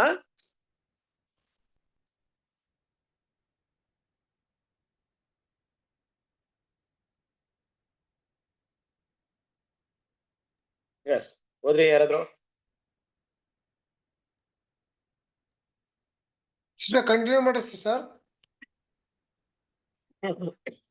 ಕಂಟಿನ್ಯೂ ಮಾಡಿದೀವಿ, ಎಷ್ಟು ಕಂಟಿನ್ಯೂ ಮಾಡಿ. ಒಂದು ಪ್ರಾಮಾಣಿಕ ಮತ್ತು ನಿಷ್ಠಾವಂತ ಹೃದಯವು ಅಂಥ ಸುಸಮಾಚಾರವನ್ನು ಗ್ರಹಿಸುವುದು ಅದನ್ನು ಪ್ರಸಿದ್ಧಪಡಿಸುವುದಕ್ಕಿಂತ ಕಡಿಮೆಯಾದುದಲ್ಲ. ಅದನ್ನೇ ಅವರು ಮಾಡಿದರು. ಈ ಸತ್ಯವನ್ನು ಬಯಲು ಮಾಡಿದಾಗ ಅದು ಕೆಲವೊಂದು ತಪ್ಪುಗಳ ನಿರಾಕರಣೆಗೆ ನಡೆಸಿತು. ಹೀಗಾಗಿ ಅವರು ತನ್ನ ಪ್ರಭಾವಕ್ಕೆ ಬಂದ ಎಲ್ಲವುಗಳ ಶುದ್ಧೀಕರಣ ಕಾರ್ಯವನ್ನು ಮಾಡಿದರು. ಉದಾಹರಣೆಗೆ, ನಮ್ಮ ಕರ್ತನ ಎರಡನೆಯ ಬರೋಣವು ಆತನ ರಾಜ್ಯವನ್ನು ಸಿದ್ಧಪಡಿಸುವುದು, ಆತನ ಸಭೆಯನ್ನು ಮೇಲಕ್ಕೇರಿಸುವುದು ಆಗಿದೆ. ಹಾಗಿರುವಾಗ ಸಭೆಗಳು ಭೂಮಿಯ ರಾಜ್ಯಗಳೊಡನೆ ಸಂಯೋಜನೆಗೊಳ್ಳುವುದು ಎಂದು ಸಾಧಿಸುವುದು. ಆದುದರಿಂದ ಕೆಲವರು ತಾವೇ ದೇವರ ರಾಜ್ಯವೆಂದು ಅವರು ಈಗ ಭೂಲೋಕದ ಮೇಲೆ ಆಳ್ವಿಕೆ ಮಾಡಿ ಅಧಿಕಾರ ನಡೆಸುತ್ತಿದ್ದಾರೆ ಎಂದು ಸಾಧಿಸುತ್ತಾರೆ. ಆದರೆ ಅದು ಕಲ್ಪನೆಯಷ್ಟೇ, ಯಾಕಂದರೆ ಕ್ರಿಸ್ತನ ರಾಜ್ಯವು ಇನ್ನೂ ಸಿದ್ಧಗೊಂಡಿಲ್ಲ. ಹಾಗಾಗಿ ಈ ಸಿದ್ಧತೆಯು ಈ ಲೋಕದ ಅರಸನಾದ ಸೈತಾನನಿಂದ ಏರಿಸಲ್ಪಟ್ಟಿದೆ. ಆಳ್ವಿಕೆ ಮಾಡುವವರು ಎಷ್ಟೇ ತಿಳುವಳಿಕೆ ಇಲ್ಲವಾದರೂ ಸೈತಾನನ ಸ್ವಂತ ಇಚ್ಛೆಯಂತೆ ಆಳ್ವಿಕೆಯು ಧಾರಾಳವಾಗಿ ಕಾರ್ಯನಿರ್ವಹಿಸುತ್ತದೆ. ನೋಡಿ, ಇಲ್ಲಿ ಕ್ರಿಸ್ತನ ಪ್ರೀತಿ ಸಹೋದರರೇ, ನಾವು ಗ್ರಹಿಸುವಂತ ವಿಷಯ, ಸಾಮಾನ್ಯವಾಗಿ ಯಾರೊಬ್ರು ಈ ಸತ್ಯವನ್ನ ಅರ್ಥ ಮಾಡ್ಕೊಳಕ್ಕೆ ಶುರು ಮಾಡಿದ್ರು, ಅದನ್ನ ಒಂದು ಬೆಳಕನ್ನ ಒಂದು ಮನೆಯಲ್ಲಿ ಇಲ್ಲವೇ ಒಂದು ಪಾತ್ರೆನ ಹಾಕಿ ಮುಚ್ಚಿಡೋ ರೀತಿಲಿ ಅದನ್ನ ಮುಚ್ಚಿಡಕ್ಕೆ ಅವರು ಯಾರು ಆಗ್ಲಿಲ್ಲ ಅವ್ರ ಕಡೆಯಿಂದ. ಯಾಕಂದ್ರೆ ಅದನ್ನ ಎಷ್ಟು ಮಟ್ಟಿಗೆ ಅದನ್ನ ಅರ್ಥ ಮಾಡ್ಕೊಂಡ್ರೋ ಅದನ್ನ ಎಲ್ರಿಗೂ ಸಾರಿ ಹೇಳಬೇಕು ಅನ್ನೋಂಥ ವಿಷಯ, ಆ ಜವಾಬ್ದಾರಿ ಕೂಡ ಅವರ ಮೇಲೆ ಬಂತು. ಅಂದ್ರೆ ಸಾಮಾನ್ಯವಾಗಿ ಸತ್ಯ ಇದನ್ನ ಹೇಳ್ಕೊಡ್ತಾ ಇತ್ತು ಅವರಿಗೆ. ಸತ್ಯದ ವಿಷಯ, ಈ ಬೆಳಕನ್ನ ಇಡೀ ಲೋಕಕ್ಕೆ ಸಾರ್ರಿ, ಈ ಸತ್ಯವನ್ನ ಇಡೀ ಲೋಕಕ್ಕೆ ಸಾರ್ರಿ. ಯಾರೊಬ್ರು ಪ್ರಾಮಾಣಿಕ ಮತ್ತು ನಿಷ್ಠಾವಂತ ಹೃದಯದಿಂದ ಆ ವಿಷಯಗಳನ್ನ ಗ್ರಹಿಸ್ಕೊಂಡ್ರು, ಅರ್ಥ ಮಾಡ್ಕೊಂಡ್ರು, ಅದನ್ನ ಪ್ರಸಿದ್ಧಿಪಡಿಸೋದಕ್ಕೆ ಏನ್ ಮಾಡಿದ್ರು, ಮುಂದಿನ ಹೆಜ್ಜೆನ ಇಟ್ರು. ಆದ್ರೆ ಪ್ರಸಿದ್ಧಿಪಡಿಸೋದ್ರಲ್ಲಿ ಅಷ್ಟು ಸುಲಭವಾದ ವಿಷಯ ಇರ್ಲಿಲ್ಲ. ಯಾಕಂದ್ರೆ ಆಗಿನ ಕಾಲದಲ್ಲಿ, ನಮ್ಮ ಕಾಲಕ್ಕಿಂತ ಹೆಚ್ಚಾಗಿ ನಮ್ಮ ವಿಲಿಯಂ ಮಿಲ್ಲರ್ ಮೂವ್ಮೆಂಟ್ ಇರ್ಬೋದು, ಮಾರ್ಟಿನ್ ಲೂಥರ್ ಮೂವ್ಮೆಂಟ್ ಇರ್ಬೋದು, ಎಲ್ಲ ಕಡೆ ತಪ್ಪಿರ್ಬೇಕಾದ್ರೆ ಅದಕ್ಕೆ ವಿರುದ್ಧವಾಗಿ ನಾನು ಮಾತಾಡ್ತೀನಿ ಅಂದ್ರೆ ತುಂಬಾ ಕಷ್ಟಕರವಾದಂತ ವಿಷಯ ಅಲ್ವಾ. ಇಲ್ಲಿವರೆಗೂ ಇಡೀ ಕ್ರೈಸ್ತ ಸಮುದಾಯ ಒಂದು ನಂಬಿಕೆಯಲ್ಲಿ ಇದೆ ಅಂದ್ರೆ, ಈಗ ನಾನು ಮಾತಾಡುವಂತ ವಿಷಯ ಆ ನಂಬಿಕೆಗೆ ವಿರುದ್ಧವಾಗಿದೆ, ಆದ್ರೆ ಅದೇ ಸತ್ಯ ಅಂದ್ರೆ ಅದನ್ನ ಮಾತಾಡಕ್ಕೆ ತುಂಬಾ ಧೈರ್ಯ ಬೇಕು ಅಲ್ವಾ. ಸೊ ವಿಲಿಯಂ ಮಿಲ್ಲರ್ ಮೂವ್ಮೆಂಟ್ ಅಲ್ಲಿ ಕೂಡ ಇದೇ ಒಂದು ಸಿಚುವೇಶನ್ ಇತ್ತು. ಸಭೆಯಲ್ಲಿ ಆಗ್ತಿರುವಂತ ಕೆಲವೊಂದು ಬದಲಾವಣೆಗಳನ್ನ ತೆಗೆದು ಅದನ್ನ ತೋರ್ಸ್ಕೊಡ್ಬೇಕಾದ್ರೆ ಹಲವಾರು ಕ್ರೈಸ್ತರ ಮಧ್ಯದಲ್ಲಿ ಇರುವಂತ ತಪ್ಪಾದ ವಿಷಯಗಳು ಕೂಡ ಏನ್ ಮಾಡ್ಬೇಕಾಯ್ತು, ತೋರ್ಸ್ಕೊಡ್ಬೇಕಾಯ್ತು. ಸತ್ಯದ ವಿಷಯಗಳನ್ನ ಎತ್ತಿ ಹೇಳ್ಬೇಕಾದ್ರೆ ಅಲ್ಲಿ ಇದು ತಪ್ಪು ಅಂತ ಖಂಡಿಸುವಂತ ರೀತಿಯಲ್ಲಿ ವಿಶೇಷವಾಗಿ ನೋಡ್ಬೇಕಾದ್ರೆ ಈ ವಿಷಯವನ್ನ ಸ್ಟಡಿ ಮಾಡ್ಬೇಕಾದ್ರೆ ನಾವ್ ಅದನ್ನೇ ಹೇಳ್ತೀವಿ. ಇಲ್ಲಿ ವಿಲಿಯಂ ಮಿಲ್ಲರ್ ಅನ್ನೋದು ಒಬ್ಬ ವ್ಯಕ್ತಿನ ತಗೊಂಡ್ರೆ, ಅದಕ್ಕಿಂತ ಹೆಚ್ಚಾಗಿ ಅವರ ಹೆಸರುಗಳು ಗುರುತಿಸದೇ ಇರುವಂತ ಹಲವಾರು ದೇವರ ಭಕ್ತರು ಕೂಡ ಇಲ್ಲಿ ಶ್ರಮಿಸಿದ್ದಾರೆ. ಮೇ ಬಿ ಅವರು ವಿಲಿಯಂ ಮಿಲ್ಲರ್, ಮಾರ್ಟಿನ್ ಲೂಥರ್ ಇಂತಹ ರೀತಿಯಲ್ಲಿ ಪ್ರಸಿದ್ಧಿಗೆ ಬರದೇ ಇರಬಹುದು, ಆದ್ರೆ ಅವರೆಲ್ಲ ಪ್ರಯತ್ನವು, ಅವರೆಲ್ಲ ಕೂಡ ಒಂದು ಸ್ಯಾಕ್ರಿಫೈಸ್ ಕೂಡ ಏನಾಗಿದೆ ಅಂದ್ರೆ ಈ ಪರಿಶುದ್ಧ ಪವಿತ್ರಾಲಯದ ಶುದ್ಧೀಕರಣದ ಕೆಲಸದಲ್ಲಿ ಅವರ ಪಾತ್ರ ಕೂಡ ತುಂಬಾ ವಿಶೇಷವಾಗಿದೆ. ದೇವರು ಖಂಡಿತವಾಗ್ಲೂ ಒಂದು ದಿನ ಅವ್ರನ್ನ ನಾವು ನೋಡಬಹುದು, ಯಾರು ಎಂತವರಂತ ವ್ಯಕ್ತಿಗಳು, ಯಾರೆಲ್ಲ ಇದಕ್ಕೆ ಶ್ರಮಿಸಿದಾರಂತ ವಿಷಯಗಳನ್ನ ಮಾಡ್ಬೋದು. ಖಂಡಿತವಾಗ್ಲೂ ನಾವು ಕೂಡ ನಂಬಿಕಸ್ಥರಾಗಿದ್ದಾಗ ಅದನ್ನ ಖಂಡಿತವಾಗಿ ನೋಡ್ತೀವಿ. ಆದ್ರೆ ಇಲ್ಲಿ ಏನ್ ನೋಡ್ತೀವಪ್ಪ ಅಂದ್ರೆ, ನಮ್ಮ ಕರ್ತನಾದ ಯೇಸು ಕ್ರಿಸ್ತನ ಎರಡನೇ ಬರುವಿಕೆ ಬಗ್ಗೆ ತಗೊಂಡಾಗ ಮೊದಲನೇದಾಗಿ ಕರ್ತನಾದ ಯೇಸು ಕ್ರಿಸ್ತನ ಎರಡನೇ ಬರುವಿಕೆಗೆ ಬಂದು ಆತನಲ್ಲಿ ನಂಬಿಕೆ ಇಟ್ಟಿರುವಂತ ದೇವರ ಮಕ್ಕಳನ್ನ ಆಯ್ಕೆ ಮಾಡುವಂತದ್ದು ವಿಶೇಷವಾದಂತ ಕೆಲಸವಾಗಿರುತ್ತೆ. ಅಂದ್ರೆ ಭೂಮಿಯಲ್ಲಿರುವಂತ ಆತನ ಮೇಲೆ ನಂಬಿಕೆ ಇಟ್ಟು ಆತನಿಗೋಸ್ಕರ ತಮ್ಮನ್ನ ಸಮರ್ಪಣೆ ಮಾಡಿದಂತ ದೇವರ ಭಕ್ತರನ್ನ ಆಯ್ಕೆ ಮಾಡಿ ಅವರೊಟ್ಟಿಗೆ ಇಡೀ ಲೋಕವನ್ನ ಆಶೀರ್ವದಿಸುವಂತ ಕೆಲಸವನ್ನ ಮಾಡುವಂತ ವಿಷಯ ಮುಂದಿನ ವಿಷಯವಾಗಿರುತ್ತೆ. ಹಾಗಿರ್ಬೇಕಾದ್ರೆ ಇವತ್ತು ಪ್ರಪಂಚದಲ್ಲಿ ಸಭೆಗಳು ಏನಾಗಿದೆ, ಈ ಲೋಕದ ರಾಜ್ಯದೊಳಗೆ, ಈ ಲೋಕದ ಗೌರ್ಮೆಂಟ್ ಜೊತೆಗೆ ಹೇಗಪ್ಪ ಸೇರ್ಕೊಂಡಿದೆ, ಹೇಗ ಅದನ್ನ ಕನೆಕ್ಟ್ ಆಗಿದೆ ಅನ್ನೋ ಒಂದು ಪ್ರಶ್ನೆ ಬಂದಾಗ ಅಲ್ಲೇ ಅವ್ರಿಗೆ ಗೊತ್ತಾಯ್ತು. ಏನಂತ ಗೊತ್ತಾಯ್ತು ಅಂದ್ರೆ, ಹಾಗಿರ್ಬೇಕಾದ್ರೆ ಇವತ್ತು ಸಭೆ ಯಾವ ಸಭೆ ಗೌರ್ಮೆಂಟ್ ಜೊತೆ ಕನೆಕ್ಟ್ ಆಗ್ತಿದೆಯೋ ಅದೆಲ್ಲ ಕೂಡ ದೇವರ ಯೋಜನೆ ಪ್ರಕಾರವಾಗಿ, ಅಂದ್ರೆ ಕ್ರಿಸ್ತನ ಸಭೆ ಆಗಿರೋದಕ್ಕೆ ಸಾಧ್ಯತೆಗಳಿಲ್ಲ. ದೇವರ ಯೋಜನೆ ಪ್ರಕಾರವಾಗಿ, ದೇವರ ಸತ್ಯದ ಪ್ರಕಾರವಾಗಿ ಅವರು ಕೆಲಸ ಮಾಡುವಂತವರು ಅಲ್ಲ ಅನ್ನುವಂತ ವಿಷಯವನ್ನ ಏನ್ ಮಾಡಿದ್ರು, ಅಲ್ಲಿ ಅರ್ಥ ಮಾಡ್ಕೊಂಡ್ರು ಅಲ್ವಾ? ಇದೆಲ್ಲ ಏನಾಗಿದೆ? ಸುಳ್ಳು ಸಭೆಗೆ ಒಂದು ಎವಿಡೆನ್ಸ್ ಆಗಿದೆ. ಇದ್ರ ಮೂಲಕ ನಾವು ಕಂಡಿಡ್ಬೋದು, ಯಾರು ಈ ಲೋಕದ ಜೊತೆಗೆ ಸಂಪರ್ಕವನ್ನು ಇಟ್ಕೊಂಡಿರ್ತಾರೋ, ಲೋಕದ ಜೊತೆಗೆ ಬೆರೆತಿರ್ತಾರೋ, ಅವರೆಲ್ಲರೂ ಯೇಸು ಕ್ರಿಸ್ತನ ನಿಜವಾದ ರಾಜ್ಯಕ್ಕೆ ವಿರೋಧಿಗಳು ಅನ್ನೋ ವಿಷಯವನ್ನ ಏನ್ ಮಾಡಿದ್ರು? ಇಲ್ಲಿ ಗ್ರಹಿಸ್ಕೊಂಡ್ರು. ಅದು ಮಾತ್ರವಲ್ಲ, ಕ್ರಿಸ್ತನಲ್ಲಿ ಪ್ರೀತಿಯ ಸಹೋದರರೇ, ದೇವರ ಮಕ್ಕಳು ಇಲ್ಲಿ ಅರ್ಥ ಮಾಡ್ಕೊಳ್ಬೇಕಾದ ವಿಷಯ ಏನಪ್ಪಾ ಅಂದ್ರೆ, ಯೇಸು ಕ್ರಿಸ್ತನ ಎರಡನೇ ಬರುವಿಕೆಗಿಂತ ಮೊದಲು ಅದರ ಸಿದ್ಧತೆಯ ದಿನ ಕೂಡ ಇರುತ್ತೆ. ಈ ಭೂಮಿನ ಏನ್ ಮಾಡ್ಬೇಕು? ಆ ಒಂದು ಕರ್ತನಾದ ಯೇಸು ಕ್ರಿಸ್ತನ ಒಂದು ವಿಷಯಕ್ಕೆ ಸಿದ್ಧತೆ ನಡೆಸಬೇಕು. ಅದು ಕೂಡ ನಡಿಬೇಕಾಗಿದೆ. ಅದೇ ಏನಾಗ್ತಿಲ್ಲ, ಇನ್ನು ಮುಂದುವರೆದಿಲ್ಲ. ಇನ್ಮೇಲೆ ಕರ್ತನಾದ ಯೇಸು ಕ್ರಿಸ್ತನ ಬರುವಿಕೆ ಇದೆ. ಎಲ್ಲ ವಿಷಯವನ್ನ ಏನ್ ಮಾಡಿದ್ರು? ಅವರು ಕಂಡುಕೊಂಡ್ರು. ಆದ್ರೆ ನೋಟಕ್ಕೆ, ನಮ್ಮೆಲ್ಲರ ದೃಷ್ಟಿಗೆ, ಇಡೀ ಲೋಕದಲ್ಲಿರುವಂತ ಕ್ರೈಸ್ತ ಸಮುದಾಯದಲ್ಲಿರುವಂತ ಒಂದು ಉನ್ನತವಾದ ಆಡಳಿತ ವರ್ಗ ಹೇಗಿದೆ ಅಂದ್ರೆ, ಏನೋ ದೇವರಿಂದನೇ ನಡೆಸಲ್ಪಡ್ತಾ ಇದ್ದಾರಪ್ಪ ಇವರೆಲ್ಲ. ತುಂಬಾ ಪರಿಶುದ್ಧವಾದಂತರು, ತುಂಬಾ ಹೋಳಿ ಜನ, ಸತ್ಯಕ್ಕೆ ಅವರಿಗೆ ಸರಿಸಾಟಿ ಯಾರು ಇಲ್ಲ ಅನ್ನೋ ರೀತಿಯಲ್ಲಿ ಅವರೆಲ್ಲ ಕಾಣಿಸ್ಕೊಂಡ್ರು ಕೂಡ, ಅವರೆಲ್ಲರೂ ಕೂಡ ಸೈತಾನನ ಕಂಟ್ರೋಲ್ ಅಲ್ಲೇ ಇದ್ದಾರೆ. ಸೈತಾನ ಏನ್ ಮಾಡ್ತಿದ್ದಾನೆ? ಸುಳ್ಳನ್ನ ನಿಜವಾದ ರೀತಿಯಲ್ಲಿ ಎಲ್ರಿಗೆ ಏನ್ ಮಾಡ್ತಾ ಇದ್ದಾನೆ? ತೋರ್ಸ್ಕೊಡ್ತಾ ಇದ್ದಾನೆ ಅನ್ನೋಂಥ ವಿಶ್ವವನ್ನು ಕೂಡ ಏನ್ ಮಾಡ್ಕೊಂಡ್ರು? ಅವರು ಅರ್ಥ ಮಾಡ್ಕೊಂಡ್ರು. ಇದೆಲ್ಲ ವಿಷಯ ಏನಾಯ್ತು ಅಂದ್ರೆ, ಈ ರಿಫಾರ್ಮೇಶನ್ ಇಂದ ಈಚೆಗೆ, ಮಾರ್ಟಿನ್ ವಿಲಿಯಂ ಮಿಲ್ಲರ್ ಮೂವ್ಮೆಂಟ್ ಇಂದ ಈಚೆಗೆ ಹಲವಾರು ದೇವರ ಭಕ್ತರು ಅದನ್ನ ಸ್ಟಡಿ ಮಾಡಿ ಆ ಸತ್ಯಗಳನ್ನ ಅರ್ಥ ಮಾಡ್ಕೊಂಡ್ರು. ಆ ಸತ್ಯಗಳನ್ನ ಅರ್ಥ ಮಾಡ್ಕೊಂಡಿದ್ ಮಾತ್ರವಲ್ಲ, ಆ ಸತ್ಯದಲ್ಲಿ ತಮ್ಮನ್ನ ನಿರಂತರವಾಗಿ ತೊಡಗಿಸಿಕೊಳ್ಳುವಂತ ಕೆಲಸದಿಂದಲೂ ಕೂಡ ಏನ್ ಮಾಡಿದ್ರು? ಅವ್ರನ್ನ ಅಡ್ಡಿ ಮಾಡ್ಕೊಂಡ್ರು. ಅಲ್ಲಿಂದ ಅವರ ಹೊರಗಡೆ ಬಂದು ದೇವರ ರಾಜ್ಯಕ್ಕೆ ಸಂಬಂಧಪಟ್ಟಂತ ವಿಷಯಗಳಿಗೆ, ದೇವರ ಸತ್ಯಕ್ಕೆ, ಯೋಜನೆಗೆ ಸಂಬಂಧಪಟ್ಟ ವಿಷಯಗಳಿಗೆ ಆ ಪ್ರಾಮುಖ್ಯತೆ ಕೊಟ್ಟು ಅದನ್ನ ಸಾರುವಂತ ಕೆಲಸವನ್ನ ಮಾಡಿದ್ರು ಅಲ್ವಾ? ಇದೆಲ್ಲ ಕೂಡ ನಾವೇನ್ ಮಾಡ್ತೀವಿ? ಗಮನಿಸ್ತೀವಿ. ಸೊ ಕಂಟಿನ್ಯೂ ಮಾಡಿ. ಮತ್ತೊಂದು ತಪ್ಪೇನೆಂದರೆ, ಅದನ್ನು ತೆಗೆದುಹಾಕುವುದಕ್ಕಾಗಿಯೇ ನಡೆಸಿರುವ ಮಿಲ್ಲರ್ ರವರ ಬೋಧನೆಯು ಏನೆಂದರೆ, ಅದು ಮಾನವರ ಸ್ವಾಭಾವಿಕ ಅಮರತ್ವ, ಮಾನವರು ಸ್ವಾಭಾವಿಕವಾಗಿ ಅಮರರು ಎಂಬ ಈ ಭಾವನೆಯು ಬಹಳ ಹಿಂದಿನಿಂದ ಪ್ರಚಲಿತವಾಗಿದೆ. ಅಂದರೆ, ಒಮ್ಮೆ ಸೃಷ್ಟಿಸಲ್ಪಟ್ಟ ಮೇಲೆ ಆತನು ಎಂದೂ ಸಾಯುವುದಿಲ್ಲ ಮತ್ತು ಮರಣವು ಕೇವಲ ಭ್ರಮೆಯಾಗಿದೆ. ಅಂದರೆ, ಮಾನವನು ಸತ್ತಂತೆ ಕಂಡುಬರುವನು, ಆದರೆ ನಿಜವಾಗಿಯೂ ಹಾಗಾಗುವುದಿಲ್ಲ. ಆತನು ಕೇವಲ ತನ್ನ ರೂಪವನ್ನು ಬದಲಿಸಿಕೊಂಡು ವಿಕಾಸದ ಮತ್ತೊಂದು ಹಂತವನ್ನು ತೆಗೆದುಕೊಳ್ಳುತ್ತಾನೆ. ಮಿಸ್ಟರ್ ಮಿಲ್ಲರ್ ರವರು ಇತರರಂತೆ ಈ ವಿಷಯವನ್ನು ನಂಬುವರಾಗಿದ್ದರು. Okay, thank you. ಇಲ್ಲಿ ಅಲ್ವಾ? ಸೊ ಇಲ್ಲಿ ನೋಡ್ಬೇಕಾದ್ರೆ ಇಲ್ಲಿ ಇನ್ನೊಂದು ವಿಷಯವನ್ನ ಗಮನಿಸಬಹುದು. ಆಯ್ತಪ್ಪ, ಸರಿ ಆಯ್ತು. ನಮ್ಮ ವಿಲಿಯಂ ಮಿಲ್ಲರ್ ಏನ್ ಮಾಡಿದ್ರು? ಹಲವಾರು ವಿಷಯಗಳನ್ನ ಸುಧಾರಣೆಗೆ ತಂದ್ರು, ಹಲವಾರು ವಿಷಯನ ಸ್ಟಡಿ ಮಾಡಿದ್ರು ಕೂಡ, ಹಲವಾರು ವಿಷಯಗಳನ್ನ ಅವರು ತಂದ್ರು ಕೂಡ, ಎಲ್ಲ ವಿಷಯಗಳನ್ನ ಚೇಂಜ್ ಮಾಡಕ್ ಆಯ್ತು ಅವ್ರ ಕೈಯಿಂದ ಅಂತ ನೋಡಿದ್ರೆ ಖಂಡಿತವಾಗ್ಲೂ ಆಗಿಲ್ಲ. ಅದ್ರಲ್ಲಿ ತುಂಬಾ ಬೇಸಿಕ್, ತುಂಬಾ ಮುಖ್ಯವಾದಂತ ಒಂದು ವಿಷಯ, ಮನುಷ್ಯನ ಒಂದು ಅಸ್ತಿತ್ವ ಅಲ್ವಾ? ಅವನು ಸ್ವಾಭಾವಿಕವಾಗಿ ಏನಾಗಿದ್ದಾನೆ? ಅಮರತ್ವ ಉಳ್ಳವನಾಗಿದ್ದಾನೆ. ಅಮರತ್ವ ಅಂದ್ರೆ ಡೆತ್ ಇಲ್ಲ, ಆತ್ಮಕ್ಕೆ ಸಾವಿಲ್ಲ ಅಂತ ಬೋಧನೆ ಇದೆಯಲ್ಲ, ಆ ರೀತಿಯಾದಂತ ಒಂದು ವಿಷಯ ಅದು ಸಭೆಗಳಲ್ಲಿ ಬೇರೂರಿತ್ತು. ಕ್ರಿಸ್ತನಲ್ಲಿ ಪ್ರೀತಿ ಸರಸ್ವತಿ, ಇವತ್ತು ನಾವು ಏನಾದ್ರು ತಿಳ್ಕೊಂಡ್ಬಿಟ್ಟಿದ್ವಿ ಅಂದ್ರೆ, ಗ್ರೇಸ್ ಆಫ್ ಗಾಡ್, ದೇವರ ಮಹಾಕೃಪೆ. ಆ ಒಂದು ಬೋಧನೆ ಎಷ್ಟು ಜನರ ಮನಸ್ಸನ್ನ ತಲ್ಲಣಗೊಳಿಸಿದೆ, ಎಷ್ಟು ಭಯವನ್ನ ಹುಟ್ಟಿಸಿದೆ, ಎಷ್ಟು ಜನರು ದೇವರನ್ನ ತಪ್ಪಾಗಿ ಅರ್ಥ ಮಾಡ್ಕೊಳ್ಳಕ್ಕೆ ಸಾಧ್ಯತೆಯನ್ನು ಕೊಟ್ಟಿದೆ, ಎಷ್ಟು ಜನರು ದೇವರ ಸತ್ಯವನ್ನ ಸಂಪೂರ್ಣವಾಗಿ ತಿಳ್ಕೊಳ್ದ ರೀತಿಯಲ್ಲಿ ಮಾಡಿದೆ ಅಂತ ಗೊತ್ತಿದ್ಯಾ? ಹೌದು ಕ್ರಿಸ್ತನ ಪ್ರೀತಿ ಸಹೋದರರೇ, ಒಂದು ಕ್ಷಣ ನಿಮ್ಮ ಕಣ್ಣನ್ನ, ನಿಮ್ಮ ಆತ್ಮಿಕ ಕಣ್ಣುಗಳನ್ನ ತೆಗೆದು ನೋಡ್ರಿ, ಅದನ್ನ ಸ್ವಲ್ಪ ಸ್ಟಡಿ ಮಾಡಿ ನೋಡ್ರಿ.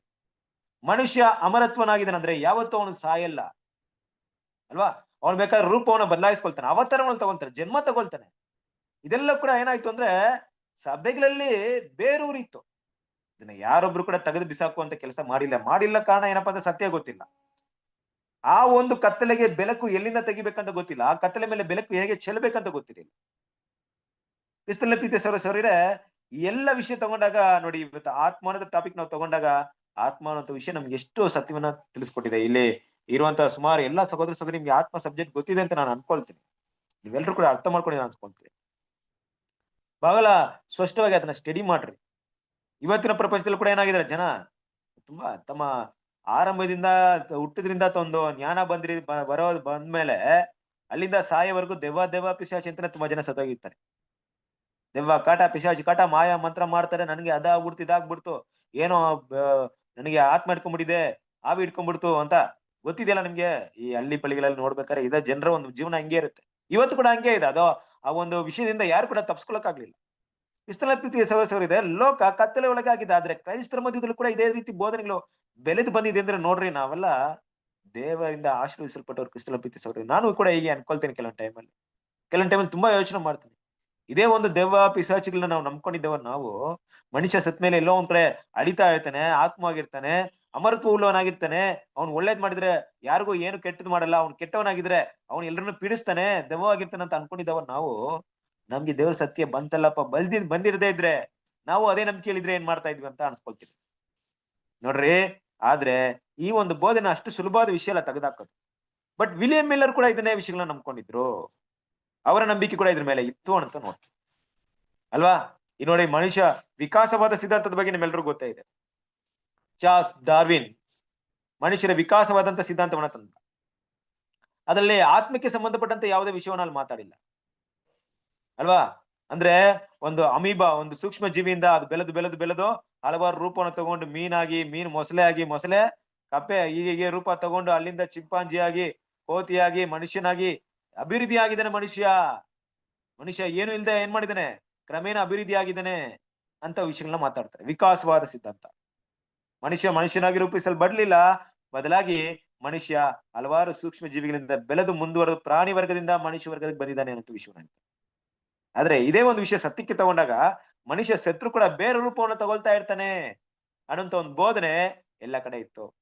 ಇದನ್ನ ವಿರೋಧಿಸುವಂತ ಶಕ್ತಿ, ಸತ್ಯ ವಿಲಿಯಂ ಮಿಲ್ಲರ್ಗೆ ಆಗಿನ ಸಮಯದಲ್ಲಿ ಇರ್ಲಿಲ್ಲ. ಅವ್ರು ಅದನ್ನೇ ನಂಬಿದ್ರು.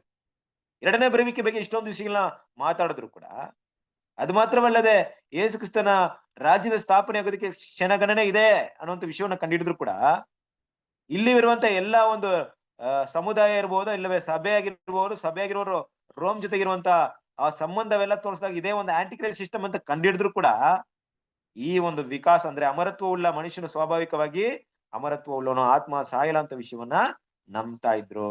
ಅದ್ರ ಬಗ್ಗೆ ಅವ್ರಿಗೆ ಗೊತ್ತಾಗಿದೆ. ಓಕೆನಾ? ಸೊ ಕಂಟಿನ್ಯೂ ಮಾಡೋಣ. ಆದಾಗ್ಯೂ ಈ ವಿಷಯವನ್ನು ನಂಬುವವರಾಗಿದ್ದರು.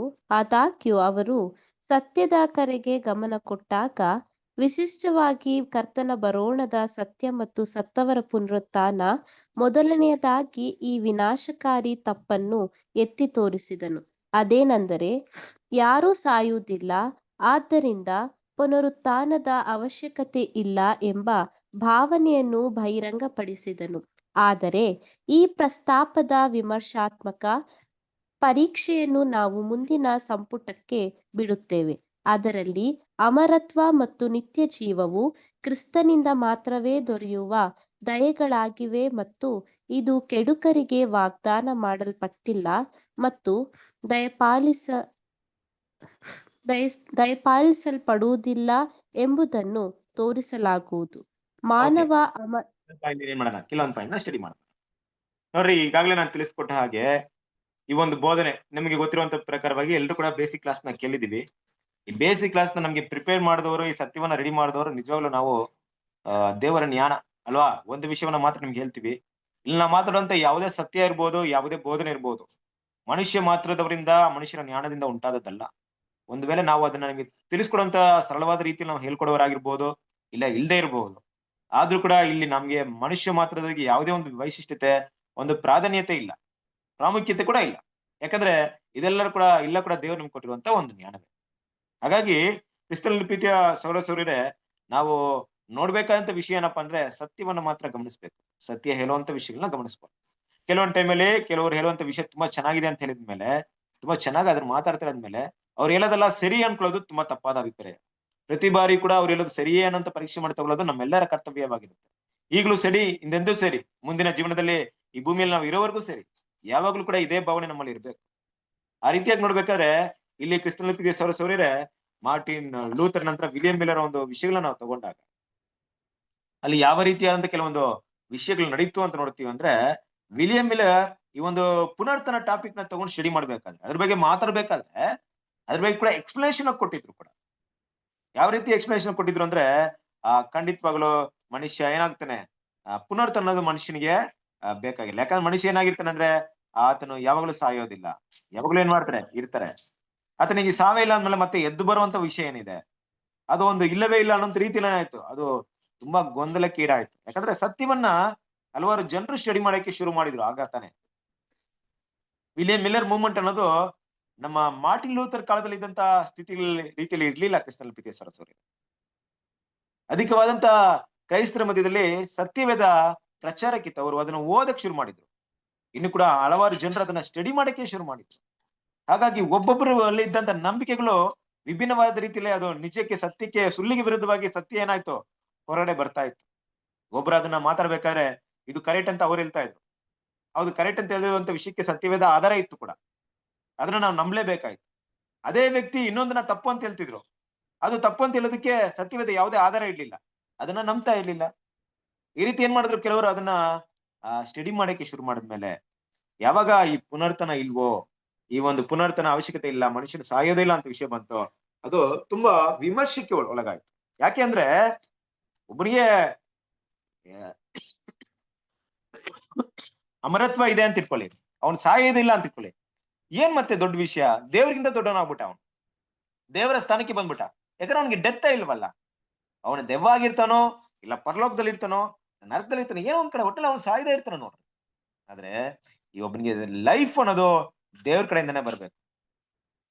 ದೇವ್ರು ಅದನ್ನ ದಯಪಾಲಿಸ್ತಾ ಇದ್ರೆ ಖಂಡಿತವಾಗ್ಲೂ ಏನಾಗಲ್ಲ, ಯಾರಿಗೂ ಸಿಗಲ್ಲ ಅನ್ನೋಂಥ ವಿಷಯ ಕಾಲಾನಂತರದಲ್ಲಿ ಸತ್ಯಗಳನ್ನ ಹುಡುಕುವಂತ ದೇವ್ರ ಮಕ್ಳಿಗೆ ಏನಾಯ್ತು ಅದು ಗೊತ್ತಾಯ್ತು ಅಲ್ವಾ.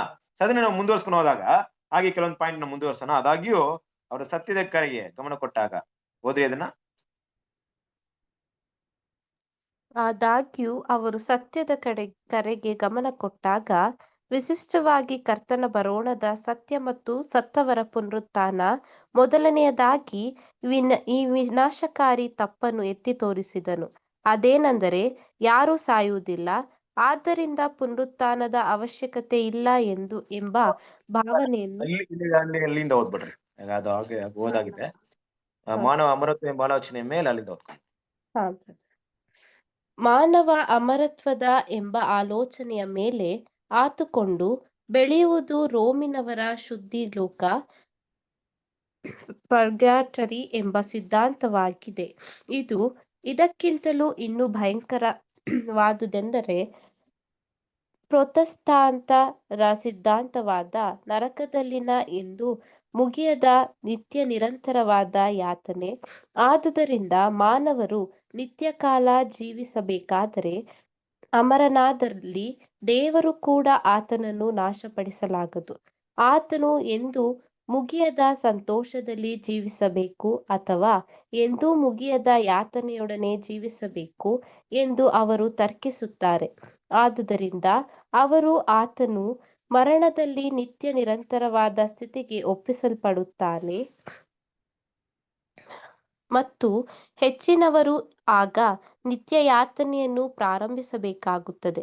ಯಾಕೆಂದರೆ ಪ್ರಸ್ತುತ ಜೀವಿತದ ಕೆಲವೇ ವರ್ಷಗಳಲ್ಲಿ ಅವರು ಸತ್ಯ ಮಾರ್ಗದ ಜ್ಞಾನವನ್ನು ಹೊಂದಿಕೊಳ್ಳಲು ವಿಫಲರಾಗುತ್ತಾರೆ, ಅಥವಾ ಆ ಜ್ಞಾನವನ್ನು ಹೊಂದಿಕೊಂಡು ಅವರು ಪಡೆದುಕೊಂಡು ಬಂದಿರುವ ಬಲಹೀನತೆ ಮುಂತಾದವುಗಳಿಂದ ಅದರಲ್ಲಿ ನಡೆಯಲು ಅಶಕ್ತರಾಗುತ್ತಾರೆ ಎಂದು ಹೇಳುತ್ತಾರೆ. ನೋಡಿ ಕ್ರಿಸ್ತನಲ್ಲಿ ಪ್ರೀತಿ ಸರೋಸರೇ, ಈ ಒಂದು ವಿಷಯ ಅಂತ ತಗೊಂಡಾಗ ಈ ವಿಷಯಗಳನ್ನ ಎಷ್ಟು ದೇವರ ಮಕ್ಕಳು ನೀವು ಅರ್ಥ ಮಾಡ್ಕೊಬೇಕಾಗಿದೆ ಅಂದ್ರೆ, ನಾವೆಲ್ಲ ಕೂಡ ಇವತ್ತು ಉಚಿತ ಅರ್ಥವಾಗಿ ಸತ್ಯವನ್ನ ತಿಳ್ಕೊಂಡಿದ್ವಿ. ನಾವ್ ಯಾರು ಕೂಡ ಈ ವಿಷಯಗಳನ್ನ ಸ್ಟಡಿ ಮಾಡಕ್ಕೆ ತುಂಬಾ ಪ್ರಾಮುಖ್ಯತೆ ಕೊಟ್ಟಿಲ್ಲ ಅಲ್ವಾ. ನಮಗೆ ಸತ್ಯವನ್ನ ಹೇಳ್ಕೊಟ್ಟವ್ರು ಅದನ್ನ ಸತ್ಯದ ರೀತಿಯಲ್ಲಿ ಹೇಳ್ಕೊಟ್ಟಾಗ ಹೌದು ಅಂತ ನಮ್ಮ ಮನೋನೇತ್ರಗಳು ದೇವ್ರ ಓಪನ್ ಮಾಡಿದ್ರು. ನಾವು ಕೂಡ ಅದನ್ನೇ ನಂಬ್ಕೊಂಡಿದ್ವಿ. ಏನಪ್ಪಾ ಅಂದ್ರೆ ನರಕ ಇರ್ಬೋದು ಅಲ್ವಾ, ಈ ಪರ್ಗರ್ಟ್ರಿ ಬರ್ಬೋದು, ರೋಮನ್ ಜನರ ಒಂದು ಭಾವನೆ ಪ್ರಕಾರ ಇದೆಲ್ಲ ಕೂಡ ಸಿದ್ಧಾಂತದಲ್ಲೇ ನಾವು ನಮ್ಮ ಮನಸ್ಸು ಕೂಡ ಇತ್ತು. ಇವತ್ತು ಕೂಡ ಕ್ರೈಸ್ತರ ಮಧ್ಯದಲ್ಲಿ ಇದೆ. ವಿಶೇಷವಾಗಿ ನೋಡ್ಬೇಕಾದ್ರೆ ಈ ಅಮರತ್ವ ವಿಷಯಗಳಿಗೆ ಸರಿಯಾಗಿ ಅದನ್ನ ಕನೆಕ್ಟ್ ಆಗುವಂತ ವಿಷಯಗಳು ಏನಪ್ಪಾ ಅಂದ್ರೆ, ಒಂದು ಪರ್ಗಟ್ರಿ ಶುದ್ಧಿ ಲೋಕ, ಇನ್ನೊಂದು ನರಕ. ಈ ಪರ್ಗಟ್ರಿ ಅನ್ನೋದು ಏನಪ್ಪಾ ಅಂದ್ರೆ, ಒಂದ್ ವ್ಯಕ್ತಿ ಪಾಪ ಮಾಡಿರ್ತಾನೆ, ಅವನು ಪರಲೋಕಕ್ಕೆ ಹೋಗುವಂತ ಒಳ್ಳೆ ಕೆಲಸ ಮಾಡಿರಲ್ಲ, ನರಕಕ್ಕೆ ಹೋಗುವಂತ ಕೆಟ್ಟ ಕೆಲಸ ಮಾಡಿರಲ್ಲ. ಅದಕ್ಕೆ ಎಲ್ಲಿ ಕಳಿಸ್ತಾರೆ ದೇವರನ್ನ? ಪರ್ಗಟ್ರಿ. ಅಲ್ಲಿ ಕೆಲವೊಂದು ಶಿಕ್ಷೆಗಳನ್ನ ಕೊಟ್ಟು, ಅಲ್ಲಿ ಕೆಲವೊಂದು ಪನಿಷ್ಮೆಂಟ್ ನ ಕೊಟ್ಟು ಅವನ್ನ ಪ್ರಿಪೇರ್ ಮಾಡಿ ಅವನಿಗೆ ಪರಲೋಕವನ್ನ ಕಳಿಸ್ಕೊಡ್ತಾರೆ ಅನ್ನುವಂತ ವಿಷಯವನ್ನ ಏನ್ ಮಾಡ್ತಾರೆ ಈ ರೋಮಿನ ಒಂದು ಬೋಧನೆ ಹೇಳುತ್ತೆ. ಆದ್ರೆ ಅದಕ್ಕಿಂತ ಭಯಂಕರವಾದದ್ದು ಏನಪ್ಪಾ ಅಂದ್ರೆ ಈ ಪ್ರೊಟೆಸ್ಟೆಂಟ್ ಮಾತಾಡುವಂತ ನರಕದ ಬೋಧನೆ. ನೋಡ್ರಿ ಹೆಂಗಿದೆ ಅನ್ಬಿಟ್ರೆ, ಆ ನರಕದಲ್ಲಿ ಏನಾಗಿರುತ್ತೆ, ನಿತ್ಯ ಯಾತನೆ. ಯಾತನೆನೇ ಕಷ್ಟ, ಅದ್ರಲ್ಲಿ ನಿತ್ಯ ಯಾತನೆ ಅಂದ್ರೆ ಹೆಂಗಿರ್ಬೇಕು ಯೋಚನೆ ಮಾಡ್ರಿ. ಅದು ಕೂಡ ಬೆಂಕಿಯಲ್ಲಿ ಸಾಯ್ತಾ ಬೇಯ್ತಾ ಅಲ್ವಾ, ಸಾಯೋಂಗೂ ಇಲ್ಲ, ಈ ಕಡೆ ಚೆನ್ನಾಗ್ ಬದುಕೋಂಗೂ ಇಲ್ಲ, ಬೇಯ್ತಾ ಇರ್ಬೇಕು ದಿನ. ಅಂದ್ರೆ ಆ ಲೈಫ್ ಹೆಂಗಿರುತ್ತೆ ಯೋಚನೆ ಮಾಡ್ರಿ. ಅಂತ ಒಂದು ಲೈಫ್ ಕೊಟ್ಬಿಟ್ಟಿದ್ರು. ಅಂದ್ರೆ ಇಲ್ಲಿ ಏನಪ್ಪ ತೋರಿಸ್ತಂದ್ರೆ, ನರಕದಲ್ಲಿ ಅವ್ನು ಬೈತಾ ಇದ್ದಾನೆ, ಯಾಕೆ ಬೇಯಿಸ್ಬೇಕು ಅವನ ಸಾಯಿಸ್ಬೋದಲ್ಲ ಅಂದ್ರೆ ದೇವ್ರ ಕೈಯಿಂದ ನಾವು ಸಾಯಿಸಕ್ಕಾಗಲ್ಲ. ಅವನ ಅಮರತ್ವವುಳ್ಳ ಲೈಫ್, ಅವನ ಆತ್ಮ ಸಾಯೋದೇ ಇಲ್ಲ ಅಂದ್ರೆ ಹೆಂಗ್ ಸಾಯಿಸಕ್ಕಾಗುತ್ತೆ? ಅವ್ನ್ ಬೈತಾನೆ ಇರ್ಬೇಕು ಬೆಂಕಿಯಲ್ಲಿ ಅನ್ನೋ ರೀತಿ ಏನಾಯ್ತು ನೋಡ್ರಿ. ಯಾವ ರೀತಿ ಒಂದ್ ಬೋಧನೆ ಬಂತು ಅಂದ್ರೆ, ಸೊ ಒಂದ್ ವೇಳೆ ನಾವು ಒಳ್ಳೇದ್ ಮಾಡಿದ್ರೆ ಯಾವಾಗ್ಲೂ ಪರಲೋಕದಲ್ಲಿ ಇರ್ತೀವಿ, ಕೆಟ್ಟದ್ ಮಾಡಿದ್ರೆ ನರಕಕ್ಕೆ ಹೋಗ್ಬಹುದು. ಆದ್ರೆ ಎರಡು ಮಧ್ಯದಲ್ಲಿ ಡೆತ್ ಅಂತೂ ಇಲ್ವೇ ಇಲ್ಲ, ಸಾಯೋದಕ್ಕೆ ಆಗಲ್ಲ. ಯಾಕಂದ್ರೆ ಆತ್ಮಕ್ಕೆ ಏನಿಲ್ಲ, ಸಾವಿಲ್ಲ. ಆತ್ಮ ಯಾವಾಗ್ಲೂ ಜೀವಂತವಾಗಿರ್ಬೇಕಲ್ವಾ? ಒಂದು ಪರಲೋಕದಲ್ಲಿ ಇರ್ಬೇಕು, ಇಲ್ಲ ನರಕದಲ್ಲಿ ಇರ್ಬೇಕು. ಈ ರೀತಿ ಏನ್ ಮಾಡಿದ್ರು, ಈ ರೀತಿ ಎಲ್ಲ ಅವರು ಮಾತಾಡಕ್ಕೆ ಶುರು ಮಾಡಿದ್ರು. ಹಾಗಾಗಿ ಆ ಒಂದು ನಿತ್ಯ ಯಾತನೆ ತಗೊಂಡಾಗ ಇವತ್ತು ಪ್ರಪಂಚವನ್ನ ತಗೊಳ್ಳಿ, ಸ್ವಲ್ಪ ಸ್ಟಡಿ ಮಾಡ್ರಿ. ಪಾಪ ನಾವೆಲ್ಲ ಒಬ್ರು ಇರ್ತಾರ, ಪಾಪ ಯಾರೋ ಒಬ್ಬ ಅವ್ರಿಗೆ ಸುವಾರ್ತೆ ಹೇಳಿರ್ತಾರೆ, ಅವ್ರು ಕೇಳಿರ್ತಾರೆ, ಅರ್ಥ ಮಾಡ್ಕೊಳ್ತಾರೆ, ಬಟ್ ಅವ್ರ ಜೀವನದಲ್ಲಿ ನಡೆಯಕ್ಕಾಗಿಲ್ಲ. ಅವ್ರಿಗೆ ಇವತ್ತಿನ ಪ್ರಪಂಚದಲ್ಲಿರುವಂತ ಸೈತಾನ, ಈ ಮಾಂಸದ ಬಲಹೀನತೆ, ಈ ಲೋಕದ ಒಂದು ಆಕರ್ಷಣೆ, ಇದೆಲ್ಲ ಜಯಿಸ್ ಬರುವಂತ ಶಕ್ತಿ ಅವ್ರಿಗೆ ಇರಲ್ಲ.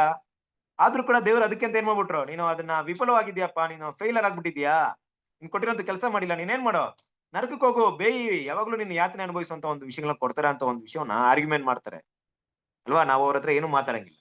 ನರಕ ಇದೆ, ಹಿಂಗೆ ಇರುತ್ತೆ, ಹಿಂಗೆಲ್ಲ ನೀವು ಈ ರೀತಿ ಮಾಡಿದ್ರೆ, ಸತ್ಯ ವಿರುದ್ಧ ಮಾಡಿದ್ರೆ ನೀವು ನರಕಕ್ಕೆ ಹೋಗ್ತೀರಾ ಅಂತಾನೆ ಹೇಳ್ತಾ ಇರ್ತಾರೆ. ನೋಡ್ರಿ ಕ್ರಿಸ್ತನ ಪ್ರೀತಿಯ ಸಹೋದರರೇ, ಕಾಲಾಂತರದಲ್ಲಿ ಕೆಲವೊಂದು ಟೈಮಲ್ಲಿ ನಾವು ಸತ್ಯವನ್ನ ತಿಳ್ಕೊಂಡಾಗ ಈ ಸತ್ಯದ ಆಸಕ್ತಿಯಿಂದ ನಮ್ಗೆ ಗೊತ್ತಿರ್ಲಿಲ್ಲ. ಹೆಸರು ಕ್ರೈಸ್ತರ ಮಧ್ಯದಲ್ಲಿ, ಇವತ್ತಿರುವಂತ ಹಲವಾರು ಕ್ರೈಸ್ತರ ಮಧ್ಯದಲ್ಲಿ ಇಷ್ಟೊಂದು ರಾಂಗ್ ಡಾಕ್ಟ್ರಿನ್ ಇದೆ ಅಂತ ನಮಗೂ ಕೂಡ ಗೊತ್ತಿರ್ಲಿಲ್ಲ. ಹಾಗಾಗಿ ಇದನ್ನ ಧೈರ್ಯವಾಗಿ ಏನ್ ಮಾಡಿದ್ರಿ, ಎಲ್ಲಾ ಮನೆಗೆ ನಮ್ ಸಿಕ್ಕದವ್ರಿಗೆಲ್ಲ ಹೇಳಕ್ಕೆ ಶುರು ಮಾಡಿದ್ವಿ. ಒಂದ್ ಕಡೆ ಹೋಗಿದ್ವಿ, ಅವ್ರಿಗೆ ಹತ್ರ ಹೋಗಿ ಏನ್ ಮಾಡ್ತಾರೆ, ಕುತ್ಕೊಂಡು ಮಾತಾಡ್ತಾ ಇರ್ಬೇಕಾದ್ರೆ ಎಲ್ಲಾ ಮಾತಾಡ ಮುಗಿಸಿದ್ಮೇಲೆ ಅವ್ರ ಏನ್ ಮಾಡ್ತಾರೆ ಅಂದ್ರೆ, ಅವರು ಪ್ರವಾದಿ ಅಂತ, ಅವರು ಪ್ರಾಫಿಟ್ ಅಂತ, ಅವ್ರು ಪ್ರವಾದಿ ತರ ಮಾತಾಡಕ್ ಶುರು ಮಾಡಿದ್ರು. ಏನಂತ ಪ್ರವಾದಿ ಮಾತಾಡ್ತಿದ್ರೆ ಗೊತ್ತಾ ನಮ್ಗೆ? ಒಂಥರ ಮೈ ಮೇಲೆ ದೇವ್ರು ಬಂದಂಗೆ, ಆವಿ ಬಂದಂಗೆ ಮಾತಾಡ್ತಾವ್ರು ಅವ್ರು. ಏನಂತ ಮಾತಾಡ್ತಾರೆ, ನೀವು ಸುಳ್ಳು ಬೋಧನೆಲ್ಲ ಸಾಡ್ತಾ ಇದ್ದೀರಾ, ಕ್ರೈಸ್ತರನ್ನ ಹಾಳು ಮಾಡ್ತಾ ಇದ್ದೀರಾ, ದೇವ್ರ ಮೇಲಿರುವಂತ ಭಯನ ತೆಗ್ದಾಕ್ತಿದ್ದೀರಾ, ನೀವು ಶಾಪಗ್ರಸ್ತರಾಗ್ತೀರಾ, ನೀವು ನರಕಕ್ಕೆ ಹೋಗ್ತೀರಾ ಅಂತ ಏನ್ ಮಾಡ್ತಾರೆ, ಹಾಗೆ ಪ್ರವಾದನೆ ಮಾಡ್ತಾ ಇದ್ರು. ನಮ್ಗೊಂದ್ ಕಡೆ ನಗೋದ, ಅಲ್ಲ ಇಷ್ಟು ಮೂಢತನದಲ್ಲಿ ಇದ್ರಲ್ಲ, ಈ ಸತ್ಯಕ್ಕೆ ಬೆಲೆ ಕೊಡ್ತಿಲ್ವಾ ಅಂತ ಅನ್ಕೊಳ್ತು ನಮ್ಗೆ. ಅಲ್ಲಿಂದ ಅವ್ರು ನಮ್ಮನ್ನ ಮನೆ ಬಿಟ್ಟು ಹೋಗಿ ಅಂತ ಈಚೆ ಕಳ್ಸಿದ್ರು. ನಾವು ಕೂಡ ಹೊರಡೆ ಬಂದ್ವಿ. ಏನಕ್ಕೆ ವಿಷಯ ಹೇಳ್ತಾ ಇದ್ರು ಅಂದ್ರೆ, ಕ್ರಿಸ್ತನಲ್ಲಿ ಪ್ರೀತಿಯ ಸಹೋದರರೇ, ಇದೆಲ್ಲ ಕೂಡ ಇವತ್ತು ಇರುವಂತ ಒಂದು ವಿಷಯ. ಅವ್ರನ್ನ ಎಷ್ಟೇ ಹೇಳಿದ್ರು ಅದನ್ನ ಬದಲಾವಣೆ ಅಂತ ಮಾಡ್ಕೊಳಲ್ಲ ಅಲ್ವಾ? ಅವರ ವಿಷಯಗಳಲ್ಲೇ ಅವ್ರು ಸ್ಟ್ರಾಂಗ್ ಆಗಿದ್ದಾರೆ.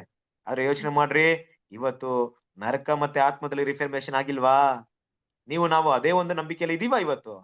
ನಮ್ಗೆ ಎಷ್ಟು ಮಟ್ಟಿಗೆ ಅದು ಅರ್ಥವಾಗಿದೆ ನೋಡ್ರಿ. ಅದನ್ನೆಲ್ಲ ಚೇಂಜಸ್ ಮಾಡಿದಾರ ದೇವ್ರು. ಶುದ್ಧೀಕರಣದ ಕೆಲಸ ಆಗಿದ್ಯಾ ನೋಡ್ರಿ. ಅಲ್ಪ ಸ್ವಲ್ಪ ದೇವ್ರು ಆಯ್ದುಕೊಂಡಂತ ದೇವ್ರ ಮಕ್ಕಳಿಗೆ ಸತ್ಯ ಎಟಕಿದೆಯಾ ಇವತ್ತು? ನಾವು ಅದಕ್ಕೆ ಸಾಕ್ಷಿಗಳಾಗಿದ್ವಿ ಕ್ರಿಸ್ತನ ಪ್ರೀತಿಯ ಸಹೋದರರೇ. ಹಾಗಿರ್ಬೇಕಾದ್ರೆ ಈ ರಿಫಾರ್ಮೇಶನ್, ಈ ಶುದ್ಧೀಕರಣದ ಕೆಲಸ, ಪವಿತ್ರಾಲಯದ ಶುದ್ಧೀಕರಣ ಇನ್ನು ಎಷ್ಟು ವೇಗವಾಗಿ ಸಭೆಯಲ್ಲಿ ನಡೀತು, ಏನೆಲ್ಲ ಬದಲಾವಣೆ ತಂತು ಅಂತ ವಿಷಯಗಳೇನ್ ಮಾಡೋಣ. ಸೊ ದೇವರಿಗೆ ಚಿತ್ತವಾದ್ರೆ ಮುಂದಿನ ವಾರ ನೋಡೋಣ. ದೇವರು ಈ ಒಂದು ಪಾಠವನ್ನ ಆಶೀರ್ವದಿಸಲಿ. ಓಕೆನಾ? ಸರಿ, ಕ್ರಿಸ್ತನ ಪ್ರೀತಿಯ ಸಹೋದರರೇ, ಸಾಂಗ್ಸ್ ಇನ್ ದ ನೈಟ್, ಇವತ್ತು ಏನಿದೆ ತಾರೀಕು? 16. ಓಕೆ, ಓದ್ತೀರಾ? ಸಾಂಗ್ಸ್ ಇನ್ ದ ನೈಟ್ ಯಾರ ಹತ್ರ ಇಟ್ಕೊಂಡಿದ್ದೀರಾ?